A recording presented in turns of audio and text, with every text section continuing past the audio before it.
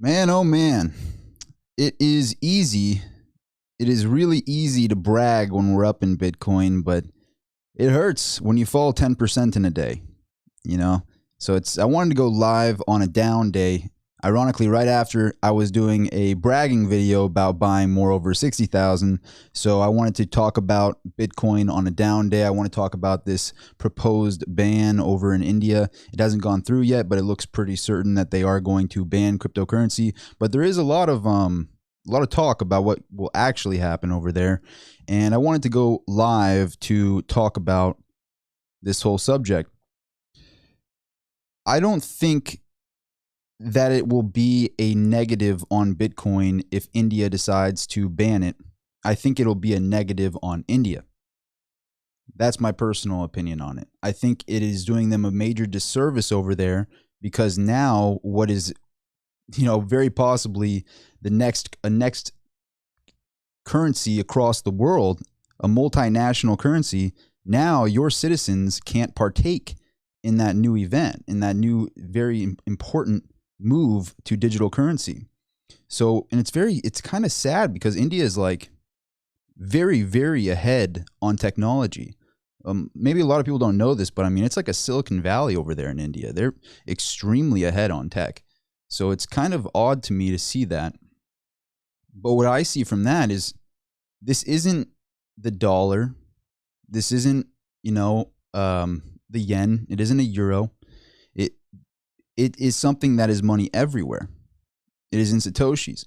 So we have a very interesting situation here that it's just basically not allowing your economy to partake in Bitcoin. And so I think that it ends up backfiring because it's how do you regulate that? I don't see any possible way of regulating it other than them just saying, if we catch you, we're going to do something about it. But how would you even catch somebody? It's like it's so interesting to me. The whole idea that they could even regulate it is very interesting to me. But I see it being a major negative, not for Bitcoin, but for actually the country. Like, I don't see it being a negative on Bitcoin itself. I'm more bullish than ever on Bitcoin right now. In my opinion, after what I know about Bitcoin, I see it as a fire sale. Because the difference between maybe myself and somebody that cares a lot about fluctuations of 10, 20, 30, even say 50%. And I'll get to the reason I say 50% is I want to get to a point about that in a little bit. I'm buying Bitcoin to own it. I want to be very clear about that. I'm not buying Bitcoin to trade it. I'm not buying it to sell it. I have platinum and silver hands. I don't have diamond hands. I always laugh at the diamond hands thing. But I have there's a big difference when you are buying something to own it versus buying it to sell it inevitably in the near future.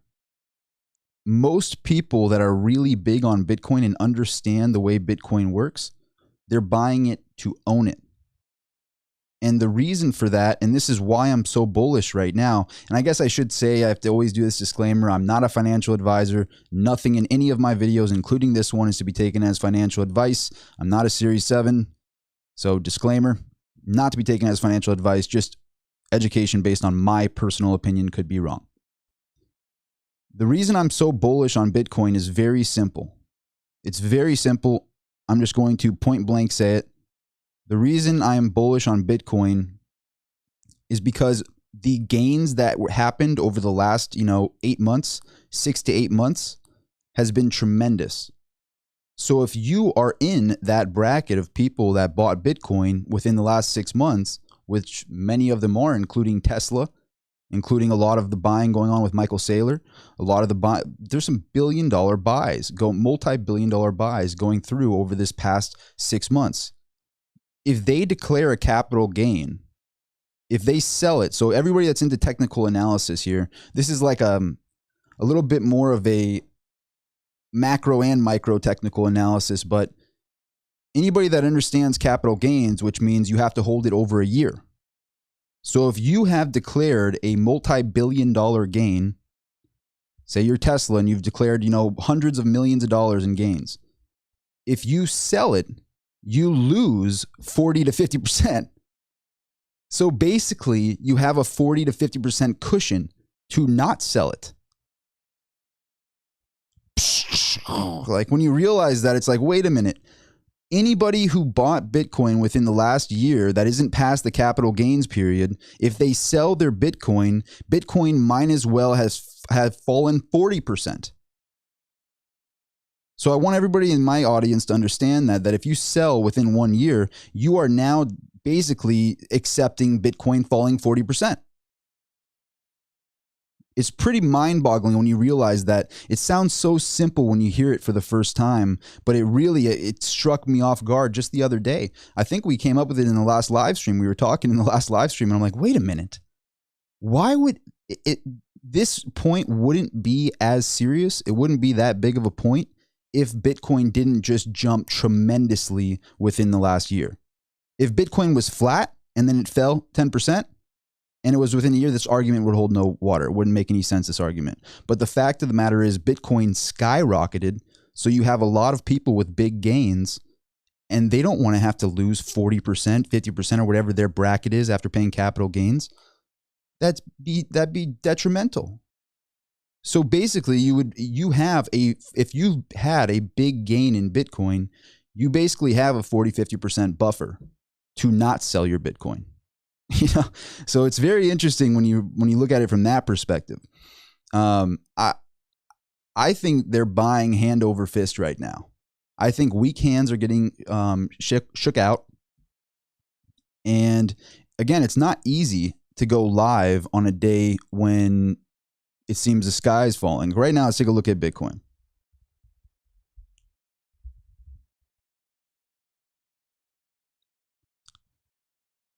Yeah, Bitcoin's at 54,372. I mean, what's so funny to me is we were just talking about, oh, you think Bitcoin's going to break 50,000? I don't think it's going to break 50,000. I don't know what's going to happen here. And now we're talking about a pullback from 61,000 to 54, like, it's some big ordeal. But it's down at 54,000 now.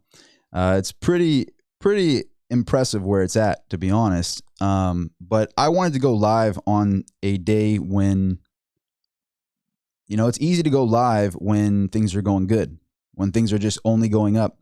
But honestly, days like this, it's kind of healthy.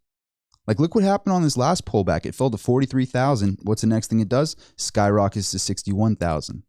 Now it's after 61,000, 62,000, falls back down to the low 50s. What's the next move? It almost seems like healthy fluctuations here, like W formations going up.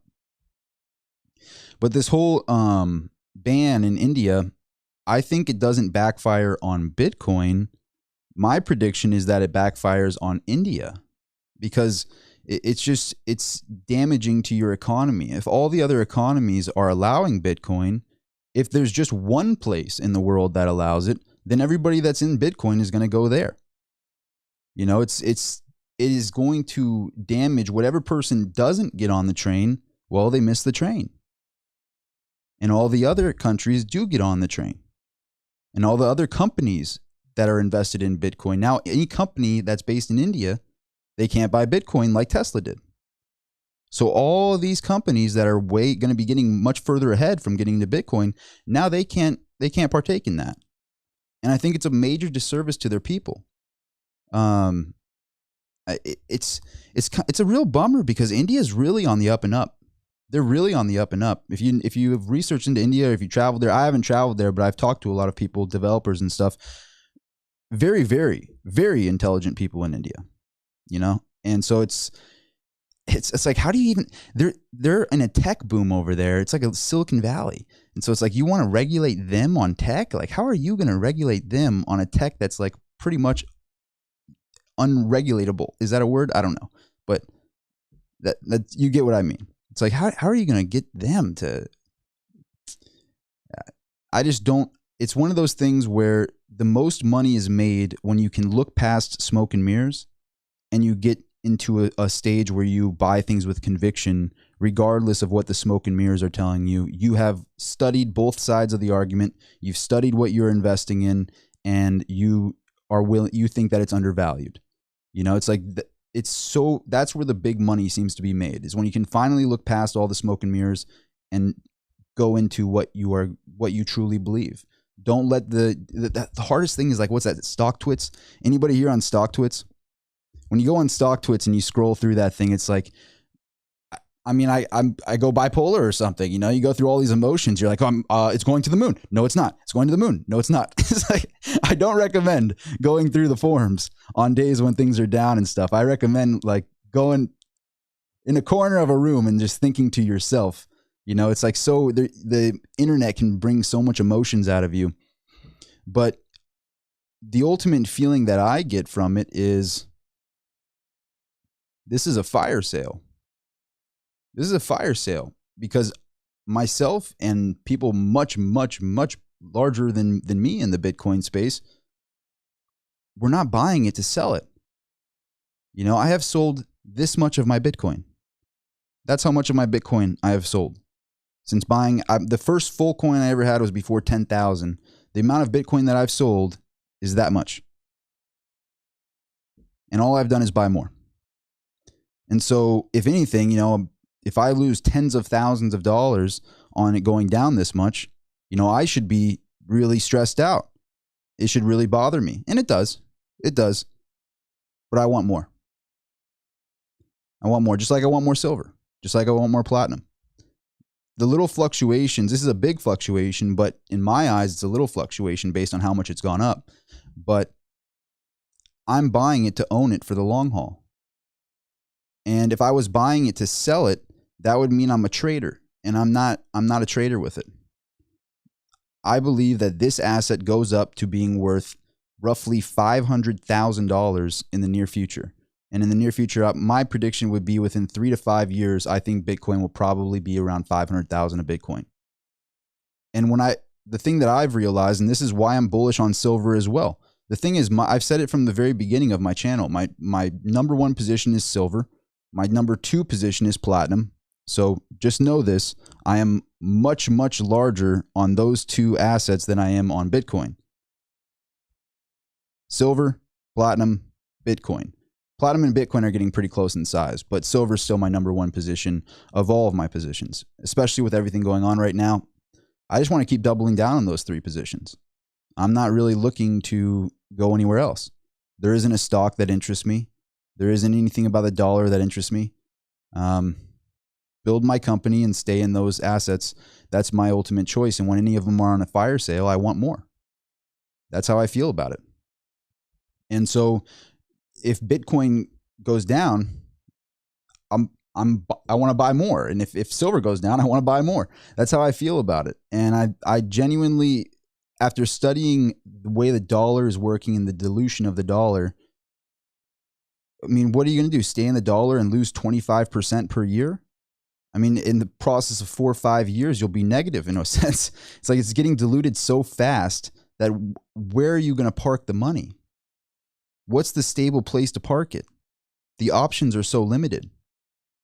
And so I said it back before the stimulus check went through. Now the stimulus checks are getting dropped and everybody's getting their stimulus checks. I have a lot of people in businesses. I have a friend of mine that's in the furniture business. And he said, my business is packed today. And I'm like, okay, so they got a stimulus check and they went to go buy couches and stuff. Okay. It's like, I wonder where this money is really going to go. And how many of them are going to go, you know what? I'm throwing it all in Apple stock right now. And I'm throwing it in Tesla stock right now. This is where I'm putting my 1,400 stimulus. I'm not buying that. I think that the stimulus, I think it's going to be a sell the news event. The stock market has gone up a little bit, but it's relatively flat. And I still stand by that. I think it's a sell the news event. I think the smart money is going to start getting out of the stock market and putting their money into assets and putting it into stable places. And I think that's silver. I think that's platinum. I think that's gold. I think that's Bitcoin. The most stable place in the digital realm right now isn't in a bank account. The most stable place in the digital realm right now isn't in, PayPal, Cash App. It's not sitting in that balance or wherever you have your money digitally. And that includes your actual bank, your commercial bank. So if your money's sitting in a commercial bank account, it's in the digital realm. It's not in cash If it's sitting on your app for Chase or Wells Fargo or whatever, it's in the digital realm. Not only is it in the digital realm, it's in the negative digital realm because it's being loaned out to people. That money's not even, it's not even on a blockchain. It's just in the virtual ether of nothingness. That's where it really is in a bank. So the options are so limited on where to park the money. So when I see this happening in Bitcoin, I wouldn't be surprised to see Bitcoin pull back to the low 50s, maybe even 51,000, maybe even 47,000. But I think it skyrockets back up to 75 on its next leg up. And I think it might continue this trend where it has this pullback and then it shoots up again, pullback, shoots up again. I think it's healthy. But overall, to get back to the India thing, I think that they're hurting themselves. And I think it's really sad. And I hope that they change their mind on that because it's a disservice to their citizens.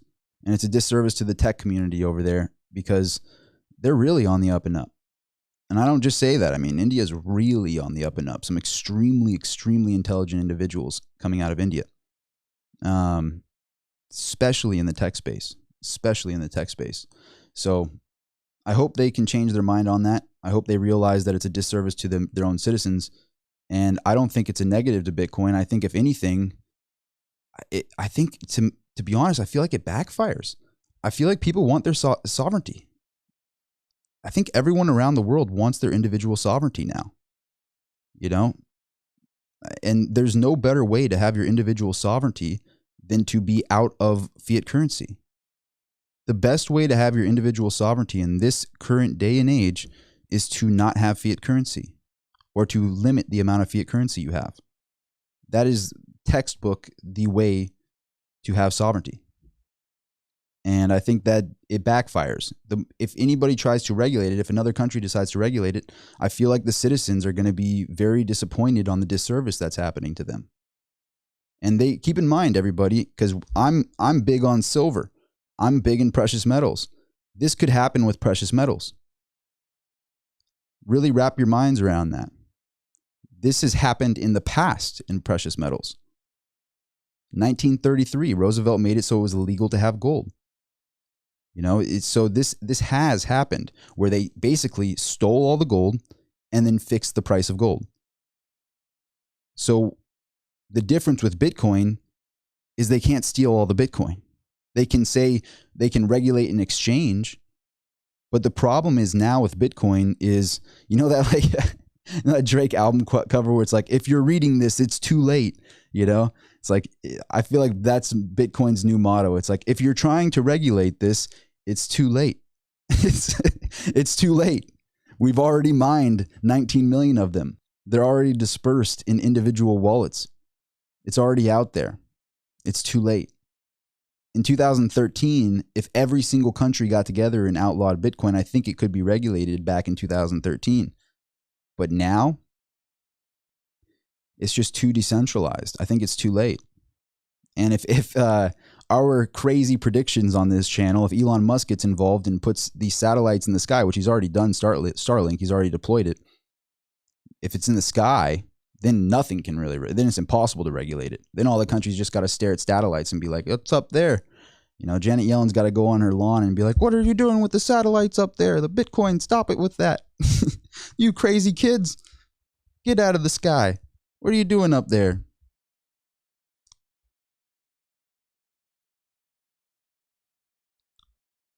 But that's my ultimate feel on it. I'm still more bullish than ever. If you notice on this channel, the thumbnails are clickbaity. I'll be honest about that. I have to do that. I want to grow the channel, and so we'll do the clickbaity thumbnails. But the actual content itself, I hope you know that it's not. I don't flip flop. I really stick to my thesis. And if I'm going to go live on a day when it's up, and I'm bragging about it being over 60,000. Then I got to go live on a day when it's down. I got to do both. And I hope that you know that about me is I'm not just going to be the person that backs down on a day like this. If anything, days like this are the days when it's that saying is really true. You sell when people are greedy and you buy when people are fearful. I think weak hands are shaking out right now of Bitcoin. And I think there are, the thing is, it's like there's the hands that are buying Bitcoin are so strong. They're so strong. We're talking billionaires. We're talking huge companies, big institutions. You have ETFs out there. You have this Grayscale. You have ARK Invest. You have all these huge companies going in. These are strong hands. And when they see this right now, with all of their buddies that are also buying this, they're seeing a major opportunity right now. I think they're gobbling it up. I really do. And so it's like, it's sad for the country that tries to outlaw it or whatever, because it's impossible really to outlaw it, in my personal opinion. I think what's going to happen is, I mean, what happens if Bitcoin goes to 500,000 and the US companies, all the companies in the US, and this is why China hasn't really cracked down in the same way that India has. You know, if all the companies in the US, think about it this way, owned Bitcoin, and then Bitcoin skyrockets to the moon, and they're on their balance sheets in the US, what happens to the companies in India and in China? If they don't have any Bitcoin, they're not allowed to have it. But the companies in certain areas are allowed to have it, and it skyrockets. You're going to let whatever government out there, you're going to let that economy flourish based off of Bitcoin going up, and those companies are going to get that much further than you. You know, you got, I believe, what is it, NEO over in China to compete with Tesla. What if you're NEO and you can't have Bitcoin, but Tesla can? They convert their treasury to Bitcoin. Bitcoin skyrockets. You did a big disservice to NEO, China, right? Nor any other auto company based out of China. You're doing a major disservice. You know, VW, if they outlaw it for VW to buy Bitcoin or have their balance sheet on Bitcoin, and Tesla has it, and they skyrocket, what an advantage for whatever company is allowed to have it. So this is a very interesting time, and how this plays out in the very near future, I'm going to have my eyes on it. I'm going to be watching this very close. But that's something to think about. These are just, I don't go live with any I hope you can know by now. I don't have any prompter in front of me to read something here. I just go off what I think in my mind at this time. I want these live feeds to be genuine. It doesn't feel good when we have this big of a pullback, but you know, it's like you can't just go straight up on things. So if anything, it's like, it's kind of healthy. It's kind of healthy. And the overall message of this video, if there's one thing I wanted to get across from this video, it's I'm buying to own it. I'm buying my ultimate, I'll just tell you my strategy right now with Bitcoin. It's very similar to my strategy with silver and platinum. My strategy on Bitcoin is I believe that I will be able to use it as an actual, like real estate in the digital realm. And I can get loans against it. I don't plan to ever sell my Bitcoin.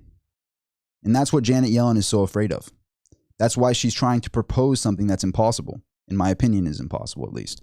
She's trying to propose, oh, we're going to do a gains tax without even them declaring a gain. What are we going to do about this Bitcoin? None of them want to sell it. What are we going to do? That's really the thought that she's having. The real thought she's having is, what do we do if they never want to sell this and all they want to do is get loans against their Bitcoin positions and they never pay gains on it? What then? And they realize that there's nothing they can do.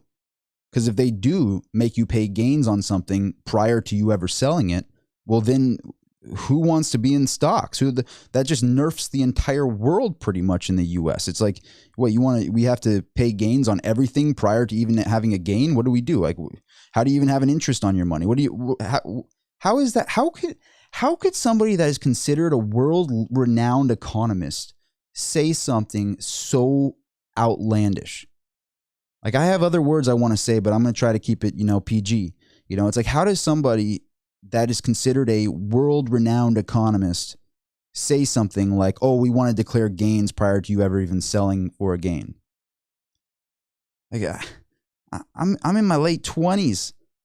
I'm not from Yale. I'm not from Harvard. I'm not from MIT. I got no college education. I didn't even get my AA degree. But I can tell you she's a fool. So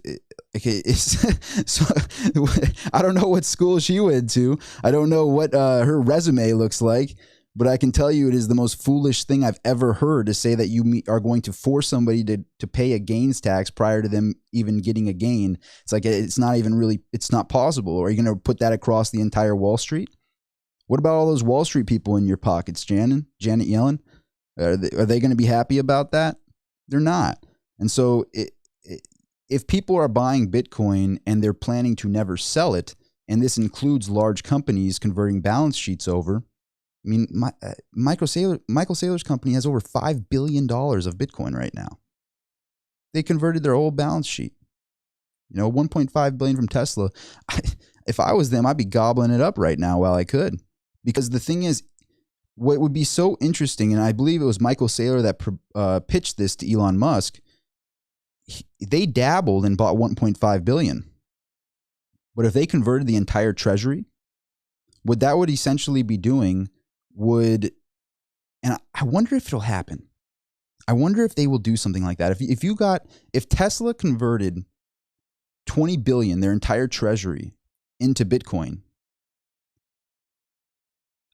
I think it would be basically like standing at the top of a mountain with very fresh snow and throwing a snowball off the top of the mountain, and then you have an avalanche just going downhill.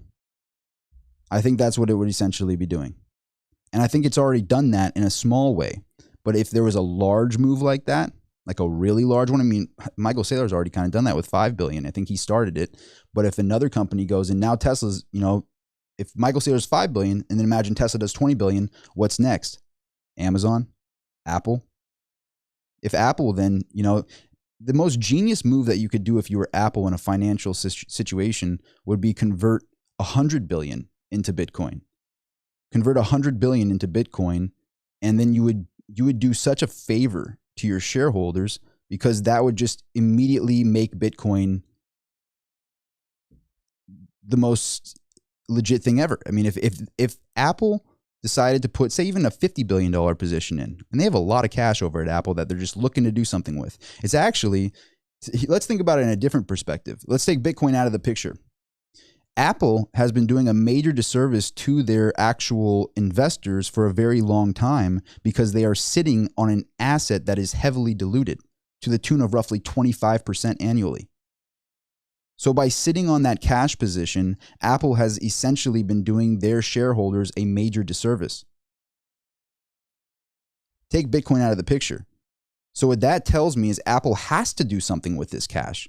The best thing they could have done would be buy Tesla back when it was like 50 billion, when they were struggling, and actually took that meeting with Elon Musk, Tim Cook.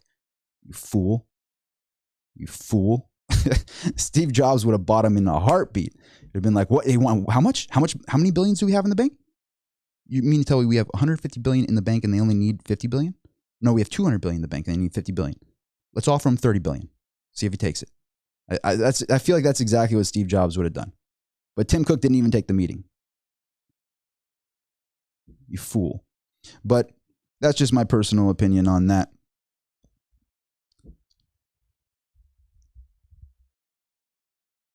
It's an interesting way to look at it too. It's like, if you just take Bitcoin completely out of the picture, all of the companies, I mean, specifically Apple, because I think somebody can tell me in the chat, but I think it's roughly 200 billion on their balance sheet in cash. It might be even more than that now, because their products are killing it. I just bought those. Lord knows I couldn't wait another month or whatever for it to be delivered. So, I bought those headsets, that wireless headset that they just came out with, and it's pretty nice. Pretty nice products they're coming out with right now. But honestly, they have so much cash, it's doing a major disservice to their shareholders. And that's for any company that's sitting on too much cash right now. Any company that is sitting on too much fiat without investing it into something is doing their shareholders a major disservice. And so Bitcoin stands to gain from that. Silver stands to gain from that. A mining company stands to gain from that, because they could get acquired. But it's like, these companies in this day and age have to do something with their cash positions. Otherwise, it's just going to get burned up. You got to do something with it.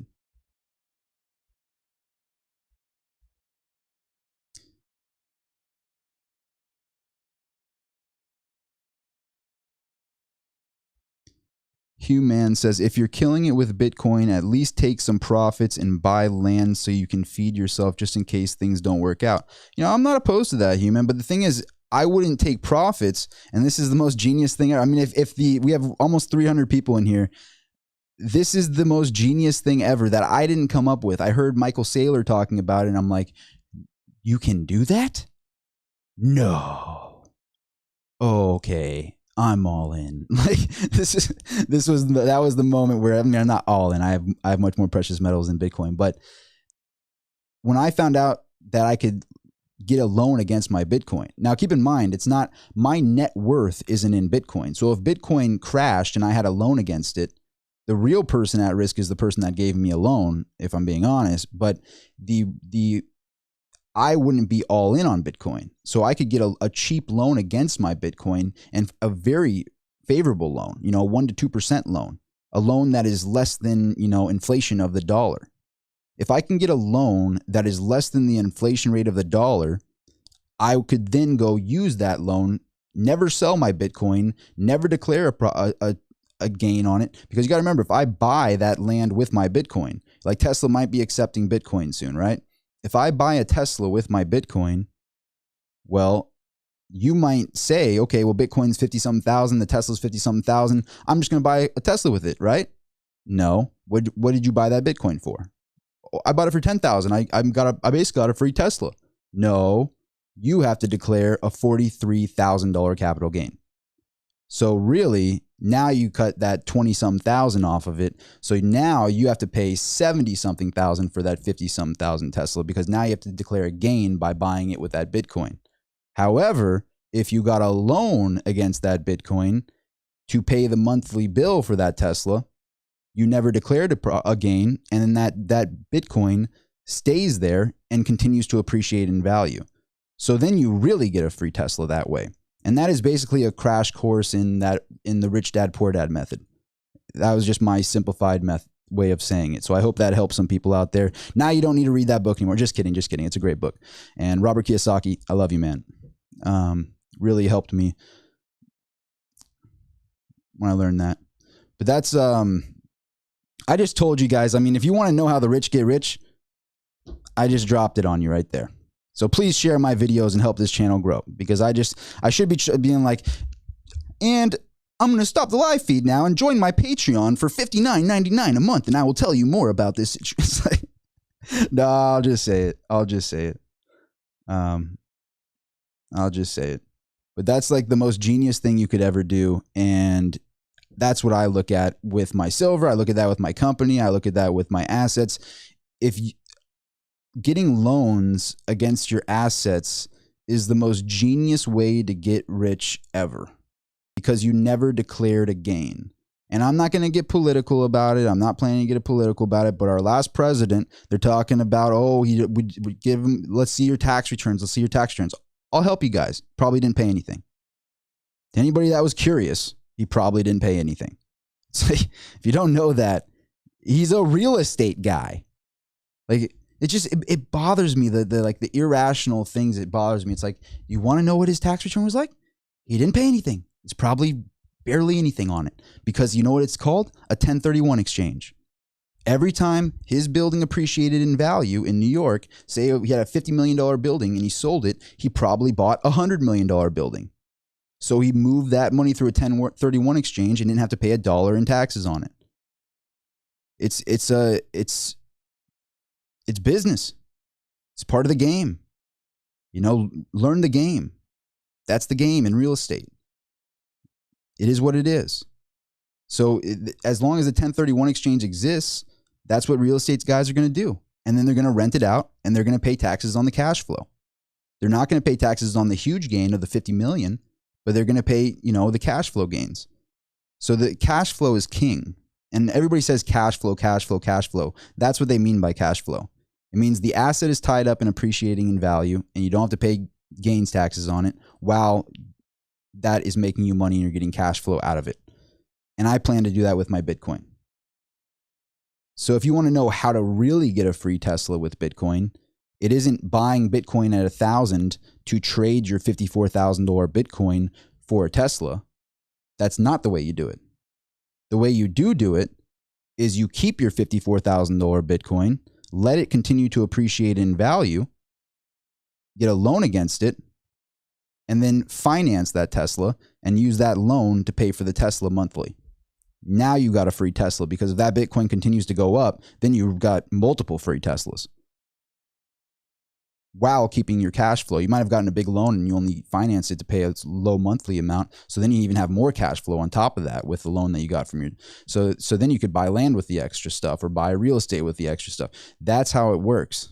That's the game, you know? And so that is my reasons why I'm not wavered by a 10% fluctuation in Bitcoin. It doesn't waver my thought process on it. You know, I have studied this. I have laid out my thesis. I protect my other assets in my business apart from Bitcoin. So I'm protected even if Bitcoin went to zero, you know, and I've said this from the very beginning. There are people that are very like Michael Saylor is, and same thing with Raoul Pal. They say they're like all in on Bitcoin, but if Bitcoin went to zero, Raoul Pal would be fine. If Bitcoin went to zero, Michael Saylor would be fine. His quality of life wouldn't change. He'd be under some stress from shareholders and stuff, but I would bet he's still living a very high quality life, and it doesn't change at all. If Bitcoin went to zero, I would hurt, it would bother me, but my quality of life wouldn't change at all. I'd eat the same food, I'd live in the same place, I'd do the same thing, I'd be in this warehouse selling metals, I'd be doing everything the same. So if you want to be in Bitcoin, that's the best way to look at it. If it went to zero, what would your quality of life be? Would it dramatically affect your quality of life? Well, if it would, then you probably shouldn't be in it because my strategy myself is not buying Bitcoin to sell it. So for the next 5 years, it's not going to make me any money. You only make money when you sell something. And so when I see weak hands falling out of Bitcoin right now, I feel bad for them. I feel bad for people that are getting, shook out of Bitcoin right now. Because really, I think there are large institutions gobbling it up. I'm gobbling it up. I'll take it. I still want more. So I see what I see is the worst thing is if you get shaken out of Bitcoin. Say you bought Bitcoin, you got lucky, you bought a full Bitcoin at 3,000. You just hit a home run. You crushed it. Bought it at 3,000. Have a full Bitcoin then, and you held it all the way until now. It fell from 61,000, and now it's at 54,000. You go, I can't take it anymore. I got to take my gain. You sell it. Well, was it even a full year? Probably not. Probably was about like 10 months, 11 months, so you have to pay capital gains. So even though it went from 3,000 to 54,000 or 53,000, wherever it is right now, and say it went up $50,000, you didn't make $50,000 because now you got to pay the man. Because you're going to have, where do you sell it? Through an exchange. So it's documented, you're going to get 1099. So now you got 1099. Now you have to pay on that. I mean, it depends on where your bracket is, but I mean, you can go all the way up to like 50%. I mean, you might have gained 50,000, but you only get to keep 25 of it. So when you sell right now and you got super lucky at 3,000, you might be walking home with 25 grand, 28 grand. That might be what you take away from that. So realistically, would it have made more sense to take the risk and instead of losing that cushion? I mean, think about that. That is a huge loss. 40 to 50%. Wouldn't you rather just ride it out? It fell 10%. It's like, I would rather use it as a cushion and keep it and never declare it. That's how I look at it. It fell 10%. Well, great. If I sold it, I'd lose 50%. 10% is nothing to me. If I sold it, I'd lose 50%. So 10%, whatever. I got 40% more cushion. At least that's my way of looking at it. I've got to remember, I'm part squirrel, so my brain doesn't really. It only works in a certain way, So, so give me a little slack if I sound a little crazy, but that's the way I look at it.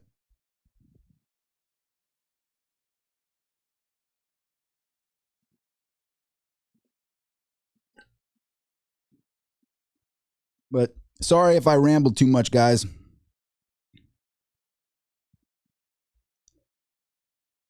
me get to some comments here. Let's do a little bit of Q&A here. Q&A. By the way, everybody, I know I probably missed a lot of comments. If I missed your comment, please go to my Instagram. Shoot me a DM on Instagram. I will get back to every DM there at Rob Sultan on Instagram. It has been a hectic week and a half. Super hectic. A lot of buying, a lot of selling of precious metals, a lot of Bitcoin stuff. I need a clone. I could really use a clone or two. It'd be really helpful. I'm sure a lot of you guys could use one as well, but it's been a super busy couple weeks here.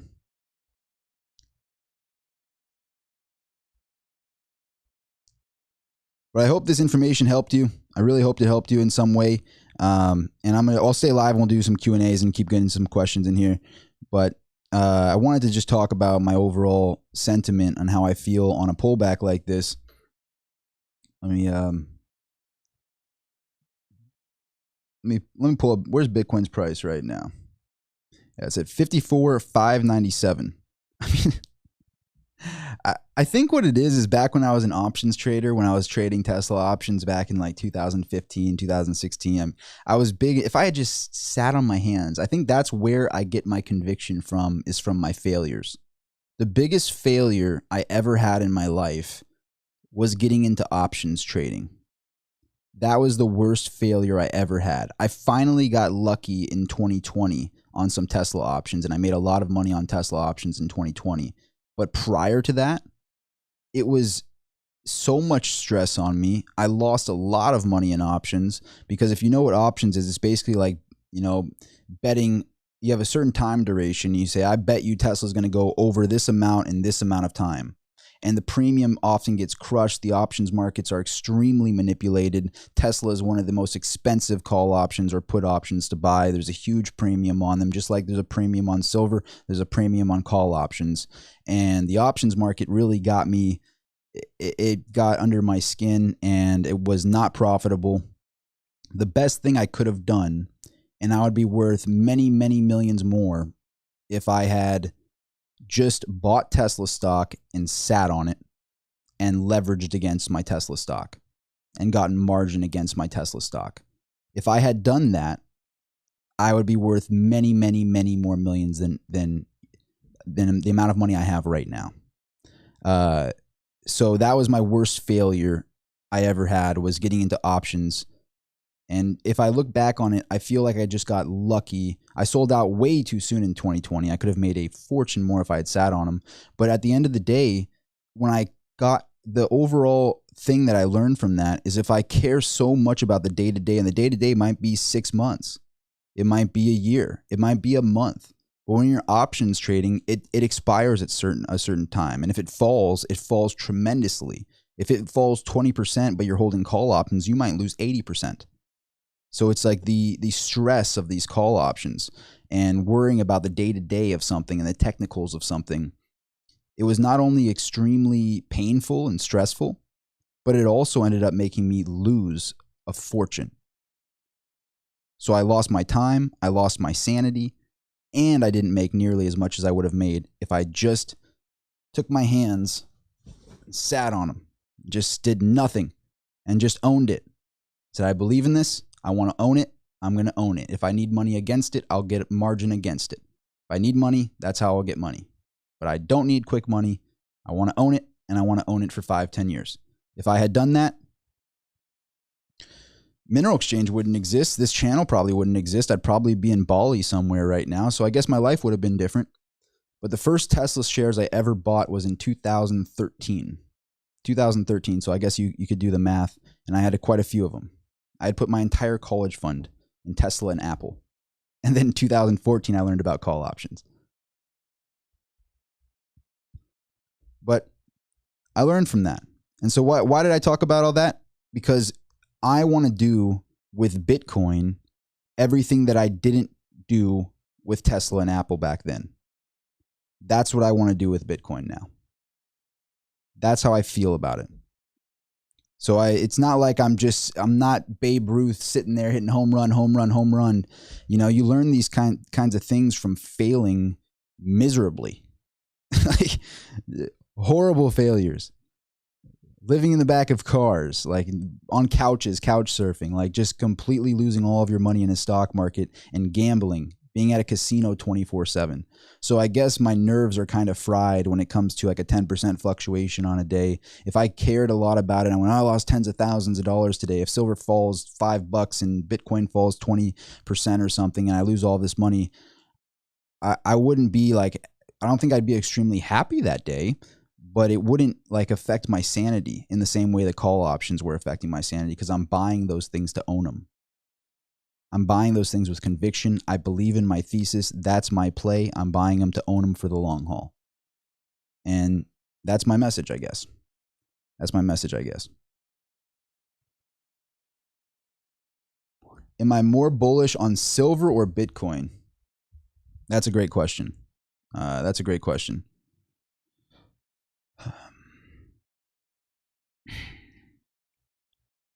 I love both of them a lot. I love both of them a lot. And with everything going on, I think what makes me extremely bullish on Bitcoin in the near-term future, there's two things right now that make me, and I was going to make a video out of this. I was going to make a 10-minute video and do one, but you know what? I think maybe that's not going to be my style here on YouTube.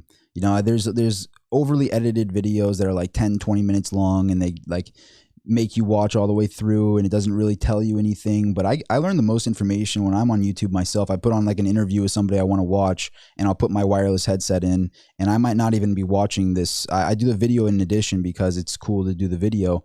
But if this was me and I was one of the viewers in here, and I was one of my fellow Silver Squirrels in the group, I would have a headset on walking around, and I learn that way. And so I learn a lot more from somebody kind of just talking like a regular conversation in a long-term manner. So that's how I'm doing these. But to answer that question, I'm very bullish on this Coinbase IPO. Not that I would hold any of my Bitcoin in Coinbase. Coinbase can have my Bitcoin for a grand total of 1 week until they allow me to send it. So that's how long Coinbase can have my Bitcoin for. But they can have me for a week. You can have my Bitcoin for a week until I'm allowed to send it. And then when I'm allowed to send it, it's gone. And by the way, it's into a Kobo wallet, because Kobo wallet just sponsored me and gave me 2 Kobo wallets. And I got to test out these Kobo vaults. They gave me I had the Essential that I just bought myself, and I couldn't get my hands on a Pro. And so they shipped me 2 Pros to review for them. And so we're going to talk about those hard wallets soon, but really cool looking wallet, these little Kobo wallets. And I really appreciate that. Now I'm going to be doing I'm going to talk with the CEO and stuff about it and stuff soon. So pretty cool stuff going on with that. But, I think the system is so elegant with Bitcoin, and I think they both need to exist. I think they both need, there's a place for both silver and Bitcoin, and that's why I'm so bullish on both of them. It's like they don't eat up each other. You know, you could make an argument that Bitcoin can take away from gold, but you cannot make the argument that Bitcoin can take away from silver. That's what's so interesting about it. So I really feel that way, where it's like you both of them have to exist. I think that I can buy silver with more conviction. I think if I'm like 90% certain of Bitcoin, I'm 100% certain on silver. So when it comes to, this is what I was going to make a video, the Monday motivation videos I was going to do, but I think I'll do them every other Monday. But if I can just simplify it, it's like if I put $1 million on something and I expect to get 20% on it, I'm making $200,000 a year off 20%. But if I expect to make 10x on something, I'm not going to be comfortable putting that $1 million on it in the first place. I would put, 10 grand on it and make 100 grand. And it'd be very risky. I might lose that 10 grand a lot easier than I would lose the, $1 million trying to go for 20%. So with silver, that's how I feel about silver. It's like you could put that huge amount of money into silver and aim for a 20% return. You got to remember, if you really wanted to classify what was the most valuable assets over the last, in 2020, what was the most appreciating, the best ROI on an asset class, it was Bitcoin was number 1, silver was number 2. Those are the top 2. They both way outperformed gold. The top 2 was Bitcoin and silver. And now look at platinum's gain over the last year.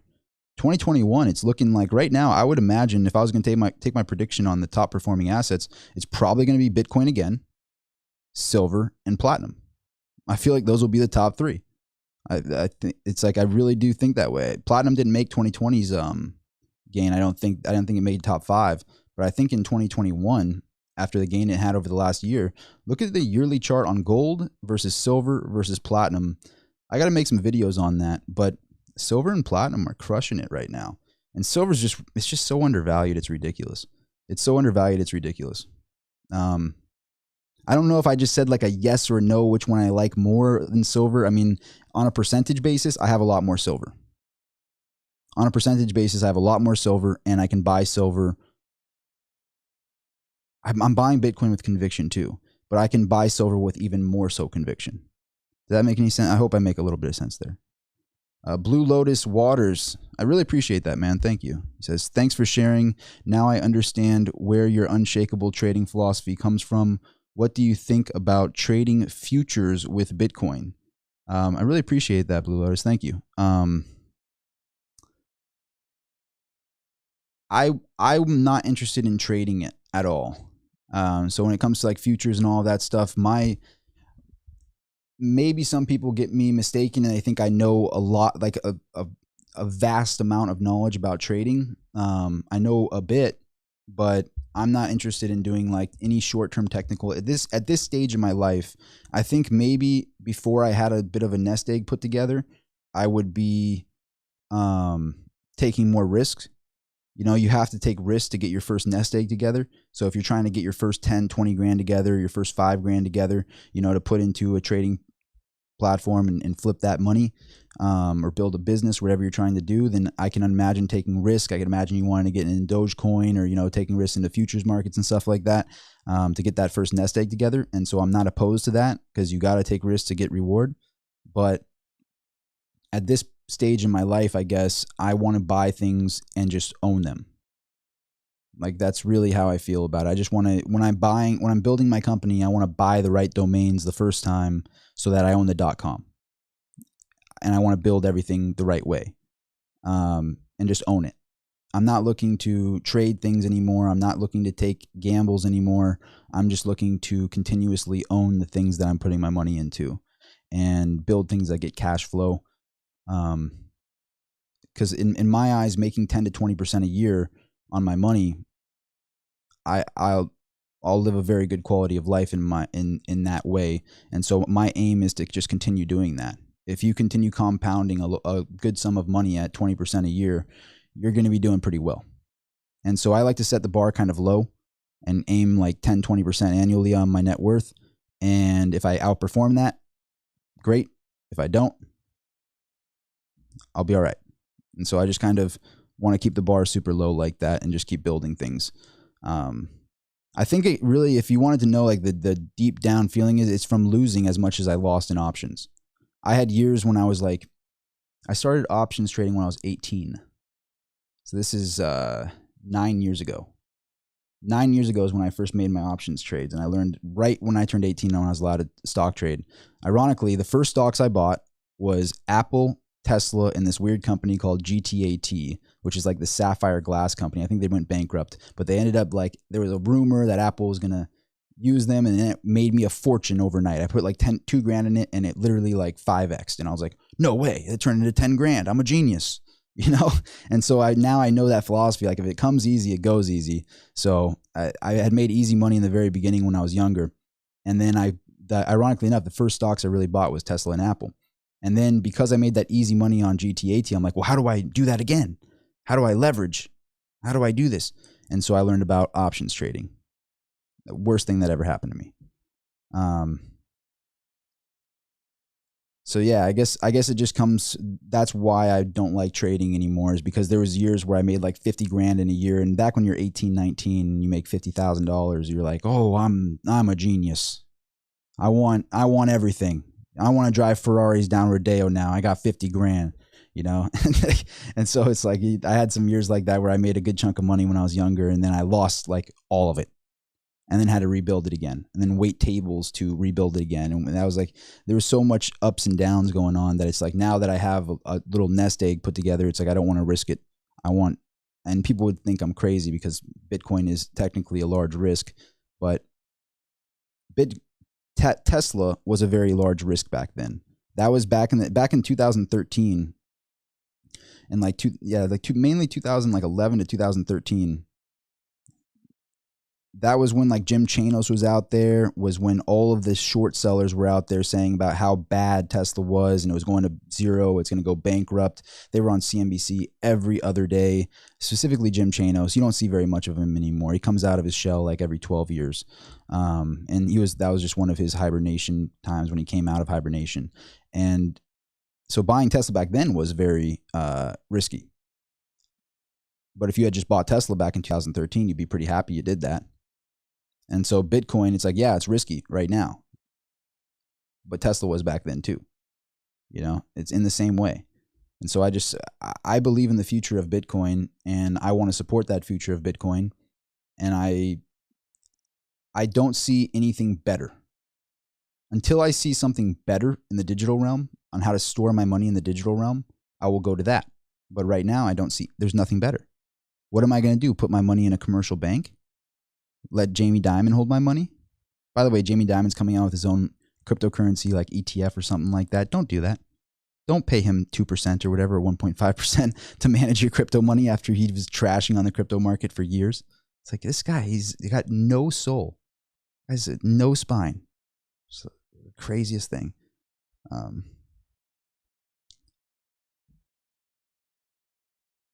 I know there's people are saying Mana, Ethereum, and all these things. It's like, I can't buy those with conviction. So it's like I can go over theories and talk about theories on this channel, but if you want to know what I'm genuinely doing with my capital and where I'm genuinely putting my money, I'm not like Elon Musk where I'm going to say Dogecoin to the moon and then go buy Bitcoin.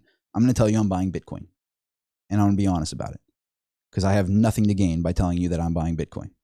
Like my small channel isn't going to affect $1 trillion asset.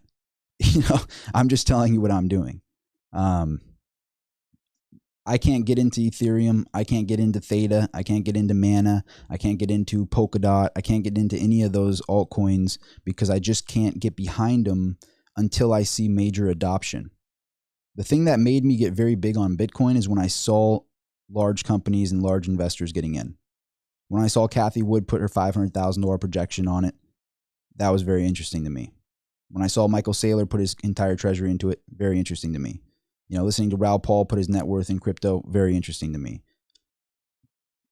I just don't see, like, if I saw Amazon, you know, say, we are now coming out with Amazon token and it's going to be on it's on an ERC token. It's going to be on an Ethereum token based system. We have our own Amazon tokens now based off of Ethereum. I'd be very interested in that. That would be very interesting to me. And I hear there's some like rumors about something like that. So maybe that happens and then I could go in with major conviction onto Ethereum. But for right now, the only thing I want to be in is Bitcoin. And then eventually, maybe, who knows, maybe my Bitcoin becomes like digital real estate. I get a loan against my Bitcoin and I jump into some altcoins when I see them getting adopted. That could happen. So I'm not just going to go out there and say all of these altcoins are trash or they're worthless. Right now, to me, they are. But that could change overnight. So I'm watching it every single day. And the only thing that I would say about it is I would rather miss out on an 80% gain and get the last 20% of that gain by buying it when I could have real conviction and really believe in the trade. I'd rather miss out on the gamble part of it and make the gains on the investment part of it, if that makes any sense at all. Like you can get wildly rewarded if you're in on something prior to it blowing up. But you can get a huge reward if you go in with a lot more capital at the right time when you can be more certain of it. And I guess that's the stage where I'm at right now. That's how I feel about it.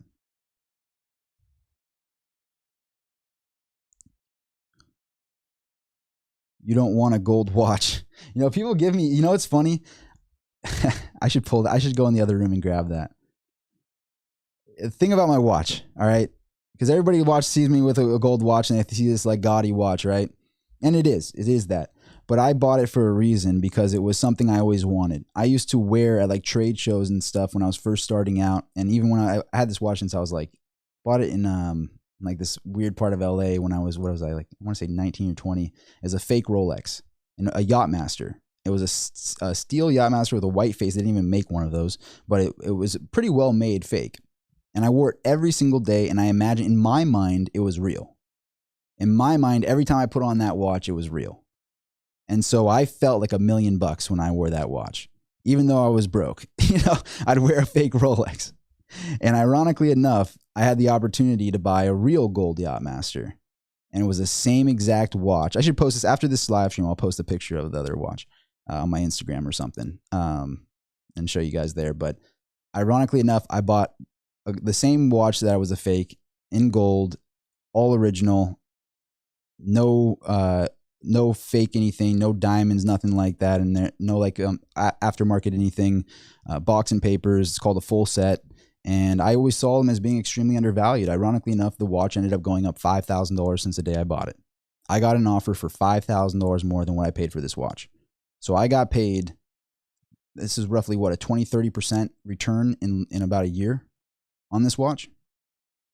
So I got, it's like how many birds, you know, it's just, like birds is one stone sort of thing. It's like good investment, bucket list item, and it's like it was like a reward thing. It's like there's all these things that were positive for it. So like even if you see me with something gaudy on, it's like it's because there's an underlying thing there, or it's an investment, and this happens to be both.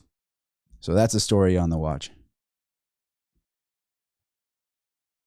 No ice at all. I will not put any ice on this Rolex. It is all original, blue dial, yellow gold Yachtmaster. And honestly, it's so funny. It's so funny to me that, you know, people, they'll look at a watch and they'll be like, oh, what a fool. Why would he pay $100,000 for a watch?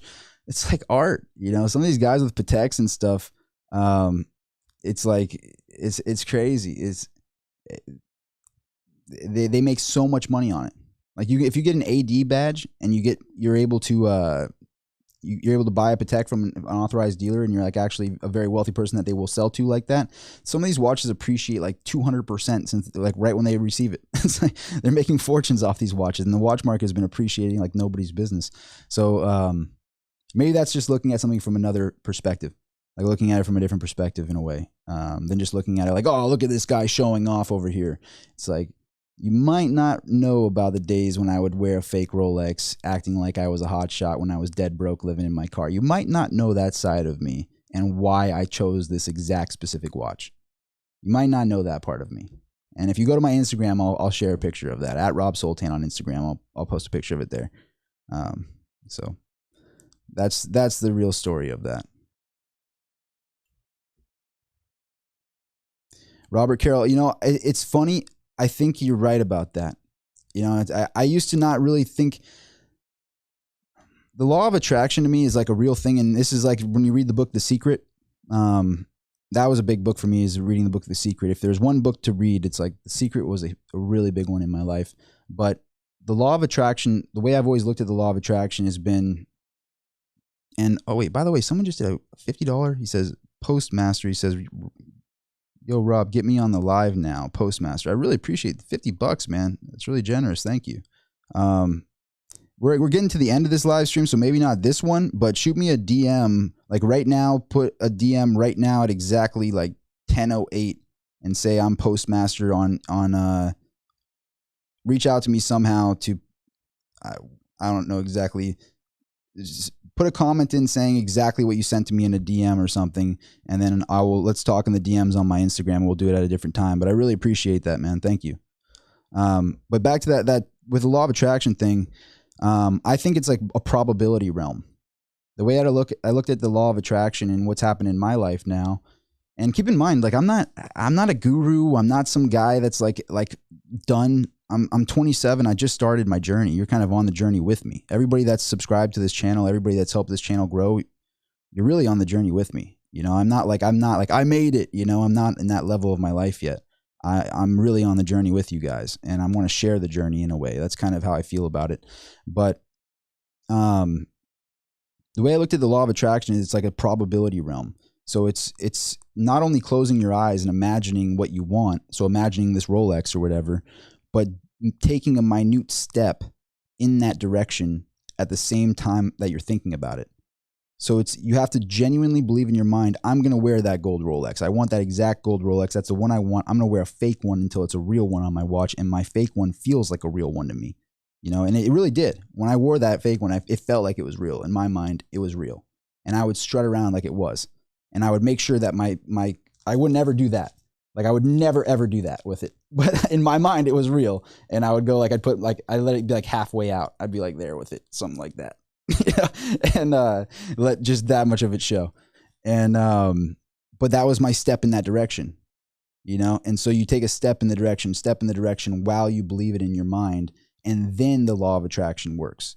You know, a lot of people, they think it's just thinking of it, but it's taking a step in that direction. So you can think about whatever idea it is, you know, say, hey, I want to be a Bitcoin millionaire. I want to be a Bitcoin millionaire. I want to have 10, 20 Bitcoins. I want to be a Bitcoin millionaire. You can think that, but it won't, when I say probability realm, it's like if your statistical likelihood of being a Bitcoin millionaire is 0, you know, or what's your statistical likelihood of being a Bitcoin millionaire? And you're thinking about it, I'm going to be a Bitcoin millionaire, but you never bought any Bitcoin. Well, your statistical likelihood of being a Bitcoin millionaire is 0 because you have no Bitcoin, right? But if you bought a little bit of it and then you saved up $500 and you bought a hard wallet and put $400 on a hard wallet and you played around with that hard wallet and you learned how to use it and you went, you know, some people want to learn how to do this too. It was really hard to learn how to use this hard wallet. I'm going to start a class now on teaching people how to use these hard wallets in crypto. You know, and then you start some Patreon or whatever and you build your cash flow up. And then now your statistical likelihood of being a Bitcoin millionaire might be 3%. You just increased your statistical likelihood. So I look at like the law of attraction like it's a probability realm. Like, what is my probability of this happening? And how do I increase my statistical probability of being what I want to be? If that makes sense at all. It's like, okay, well, some people probably think I just sound crazy right now. This is kind of spiritual stuff in a way, but it's like, I look at it almost mathematically and spiritually at the same time. It's like you have to spiritually believe it's going to happen, but mathematically increase your statistical likelihood. It's like you want to ask out a girl, you know, you want to have this specific girl to be your girlfriend. It's like, have you ever asked her out? Well, then your likelihood is 0. Have you ever, you know, are you going to the gym working on your own self, making sure you're doing all right, making sure you're presentable, you know, and portraying what you want in the world, then your likelihood's 0, you know. But the second you go up and you get denied, your statistical likelihood of that person being in your life might be 2%, even if you got denied. You know, so it's like increasing that statistical probability of it happening. And then eventually, you know, maybe your probability turns into like 60, 70% likely that this thing will happen. And then you're looking pretty good. And then eventually it might happen. And when it does happen, you realize that the law of attraction works if you know how to use it right. But I just don't think it's like you have to do some sort of, and it could be just a small, tiny step in that direction, just a tiny step. And it'll get you to like trigger the probability realm of it to happen. I kind of do buy into the whole simulation theory and stuff like that. But I'm here to talk about Bitcoin and Bitcoin crashing, and I'm talking about like I know what I'm some Tony Robbins or something. I don't know what I'm talking about.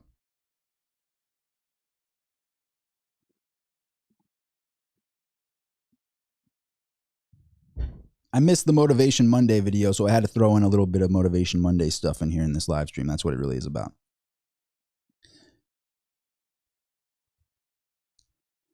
All right, let's go. Let's a couple more questions here.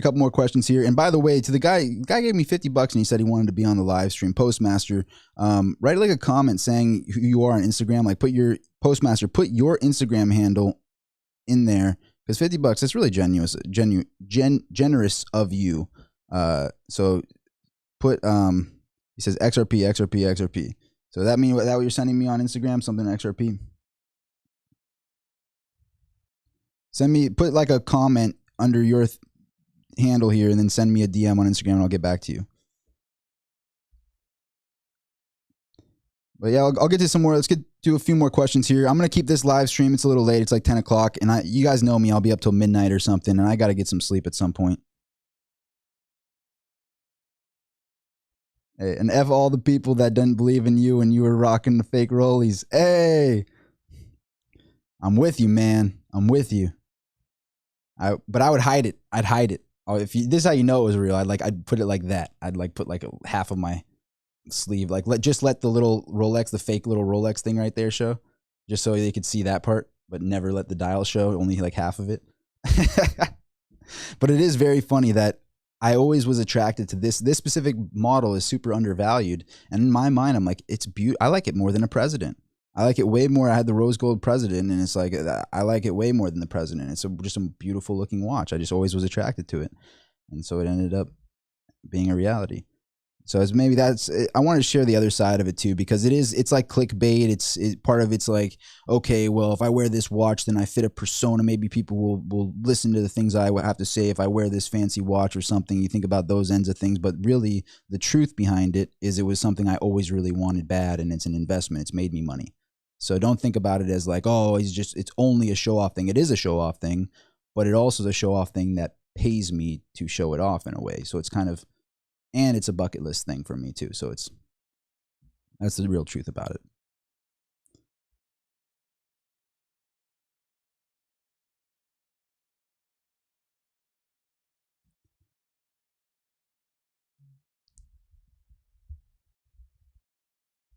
He's here for Bitcoin, maybe. You know what's awesome is I got like, when I let all the comments fly. I let all the comments fly, and you'll see the people that don't like me in the comments, and I love them too, because it's like it gives you the other side of a perspective of something. You know, like I got a lot of flaws. Point them out. Point them out. Oh, you were supposed to be talking about Bitcoin. Well, you missed the first part of the live stream, the first 40 minutes of the live stream. If you watch my live streams, it's usually about 40 minutes of me rambling about whatever the title is of the video, and then the last part of the live stream is me making sure we all talk together in the community here, because it's not just I like rambling, and I like hearing my own voice or something, because I do enjoy rambling. It's fun for me, and it's like venting. And actually, what's funny, when I'm talking about this stuff, sometimes ideas that I didn't even have yet come to me because I'm bouncing it off of everybody in the live stream, who can then correct me or then add to it. And it's like, it's benefiting me as much as it might be benefiting you. Some of these videos, maybe there's some stuff you didn't learn, but there's a lot of stuff I didn't learn by talking with you guys that I learned about. And so that's why the last part of the videos is just kind of bouncing off of each other here in the comments. But leave all the comments. People say, "Oh, get a moderator, get a moderator." It's like, nope, leave them. Let it fly. Let it fly. It's all good. We'll get to a few more comments in here. A few more comments. We'll do, let's say, where are we at? Minute and 12. We're an hour and 12 minutes on this live stream. We'll end it at an hour 20 minutes. An hour and 20 minutes I'll end it. So we'll go for like another 8 minutes now. Go for another 8 minutes.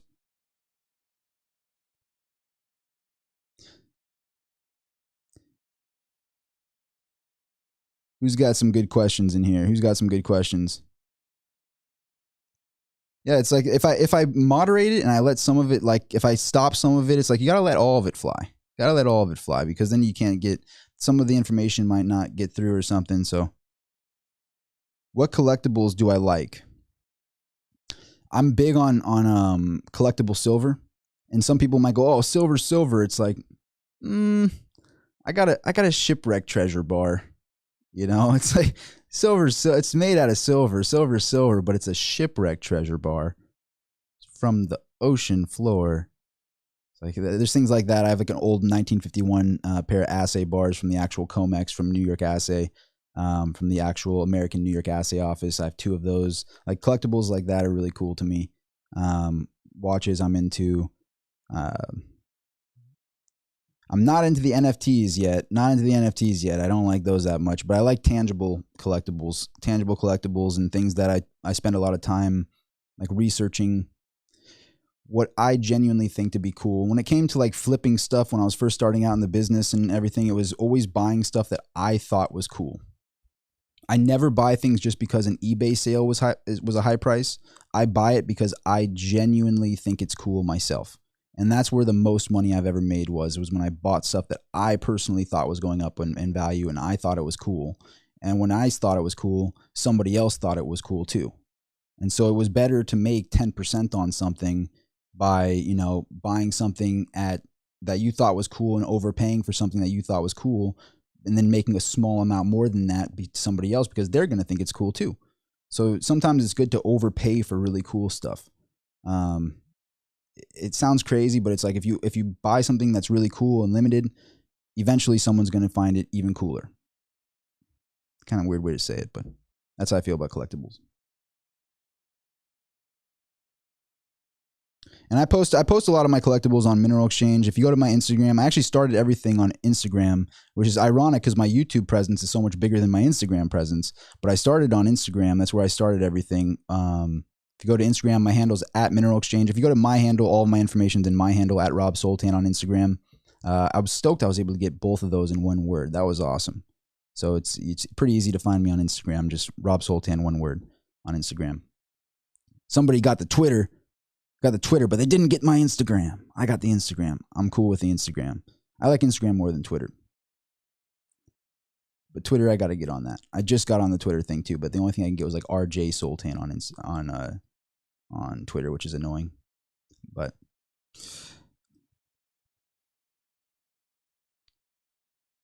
get to a few more questions. I mean, I always say I'm going to end it at 1:20, but we all know I'm going to go to 1:30. You guys know I'll stay here. But by the way, if you could subscribe to the channel, to anybody that isn't subscribed to the channel, would really appreciate it if you subscribed. Would love to have you in the community. We do these live streams kind of impromptu, and it's always really fun to do these community live streams and talk with everybody. We all learn a lot together. So I would love to have you as a subscriber. I'm so close to 15,000. All the people that have been helping me share my videos and whatnot, we're getting that. We're close. We're close to 15,000 subscribers on here, which is just crazy to me to even say that number. 15,000 is like, it's a lot. It's a lot of people. You know, I know there's people with like millions and hundreds of thousands of subscribers, and I'm like, man, 15,000 in less than a year. You know, I started the YouTube on July 8th, or July 8th or July. It was right by somewhere in the beginning of July, and so it hasn't even been a year yet. So 15,000 is like, wow, that's crazy to me. That's crazy to me. That's so crazy. So all the people that hit like on my videos, all the people that subscribe, everybody that shares the content here, I hope it actually helps you. I hope it actually helps you. And if it does help you, please help it be. That's all I ask. I'm not doing the whole, right now people say get the Patreon. I haven't really looked at it. Maybe there is some cool stuff about it. I don't know. But the whole, it kind of like takes away from the genuine nature of it if you're like, and the rest of this video is on Patreon or something, you know? It's like, I would rather just do the whole video on YouTube. I think Joe Rogan could have made so much more money if he just stayed on YouTube. Like he would have stayed, I think he lost like, I think he's being quiet about it, but he lost like half his audience. Like really like crazy numbers like that, like 50% of the audience. Because even Elon Musk couldn't get me to watch it full time on Spotify. The only thing I did was download Spotify to watch Elon Musk. That was the only thing. But the first time I was on there, I'm like, I hate this. Back to YouTube. I'm going to YouTube. I'm done. I mean, YouTube is really winning when it comes to it. Like when it comes to all of the platforms, I can't think of anyone better than YouTube. So I'm just stoked that I'm on it now. And I'm stoked that it's the biggest platform of mine, you know? So it's like, I want to just keep doing exactly this. I know 100 million, but you got to remember, Joe Rogan was making a lot of money. He was making a lot of money, you know? It wasn't like he was doing YouTube for charity in a way. Like he was making a lot of money. He was on his ads. He was probably making, I mean, I think he was making multiple millions a year, probably 10 million a year just off of the YouTube videos. But then on top of it, I think he owns a large position on it, if not the whole company owns. So he's advertising his own products, and all the advertisements he would do in the videos. I mean, they're probably paying him big money for those endorsements. So I mean, he was making a lot on YouTube and on his podcast being on iTunes and stuff. So it's like, I feel like he was already worth a lot of money. And it's like, you know what, that'd be a cool thing to talk about in this live stream a little bit. Does money buy happiness? I'm going to make a video on that. I'm going to talk about it here, but I want to make a clip on this because I have a weird way of looking at does money buy happiness? And this does relate to Bitcoin. Like if Bitcoin made me worth $100 million or something, does money buy happiness? I think it's hard to say this because some people can look at it in a weird way and be like, oh, you said money buys happiness. I think money buys happiness in stages. Like if you're in from 0 to 5,000 a month, money buys happiness. In that range, money buys happiness. And I think anybody that says it doesn't buy happiness is not telling the truth. From 0 to 5,000 a month, you know, like in that range, money does buy happiness. Once you get to like over 1 million and you're living a certain quality of life, money doesn't buy happiness anymore. So it's like when you're at Joe Rogan's level, the reason I bring that up is because Joe Rogan was already at like 50 million before he did the Spotify deal. The guy was worth like 25, 50 million. So at that point, more money doesn't buy happiness. You know, and on YouTube, he had a very happy community. He had people that really enjoyed his content there, myself included, probably a lot of us in this live stream. So the 100 million to me, it just isn't my, if I was at like 100K or something and I got offered 100 million, yeah, that'd be different. But if I was already at 25 million and making a very consistent large amount of money every year on a platform that everybody loved, I wouldn't have taken that deal. I wouldn't have taken that deal personally, because it's like you just lost half of your audience. He could have come out with like his own merch, his own clothing lines, his own gym equipment, something, and sold that and made a fortune off of that. Like, you don't have to let somebody put puppet strings on you. It just shows he's not a true entrepreneur. Joe Rogan is a comedian and a very entertaining individual. He's an entertainer, but he's not an entrepreneur. You know, he might have a position in on it, you know, or have like a small amount of the company or even a large amount of the company, but I don't think he's in the day-to-day hustle of it. I don't think he's in the branding. I don't think he has that science part of it to him. I don't think he's in the shipping room, you know.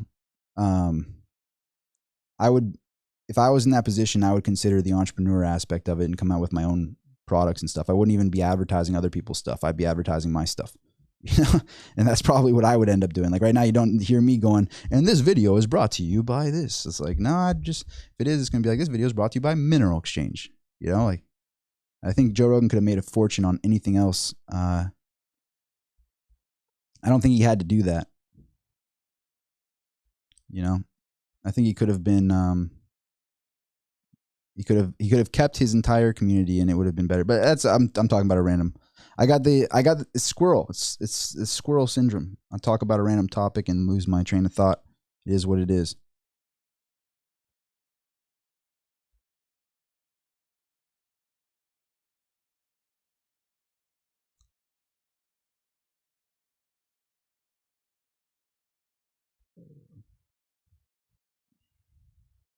More platinum. Yes, please. I'm with you. Silver Smurfer. I'm with you.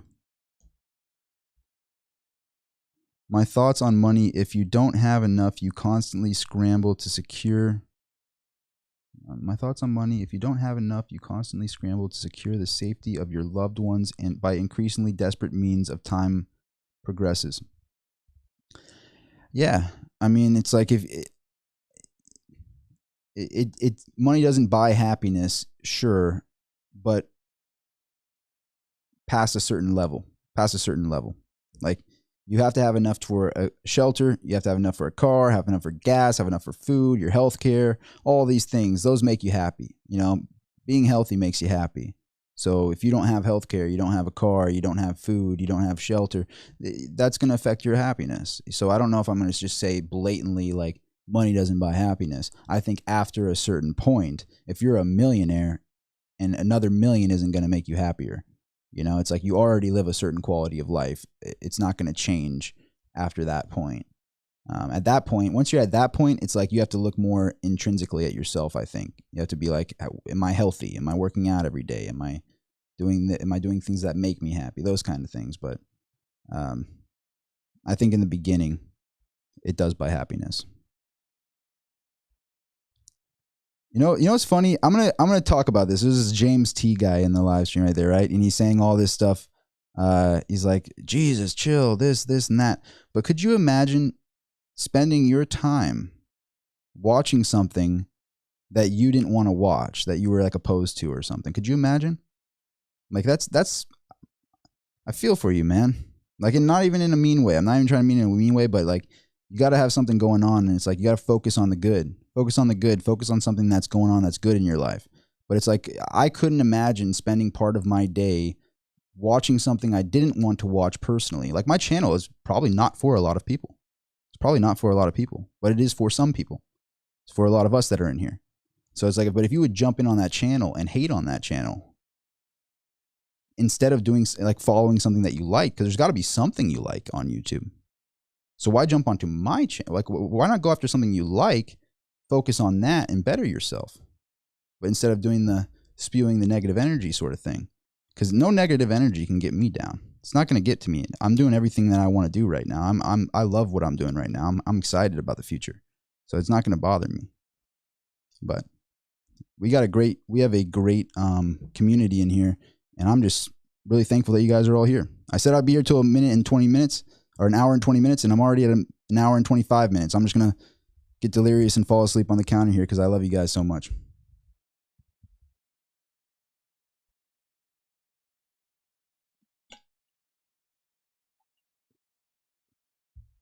Hey, Salvatore. That means a lot to me, man. He says, good people like you are fighting the good fight to help keep my spirits high. And, you know, we all keep each other's spirits high. You know, if I wanted to do those Monday motivation videos, and I keep saying, I say it in the videos too, but it's like, it's not just for you guys. It's for me too. Like, it's keeping my spirits high making these videos because we're all, it's crazy times we're living in right now.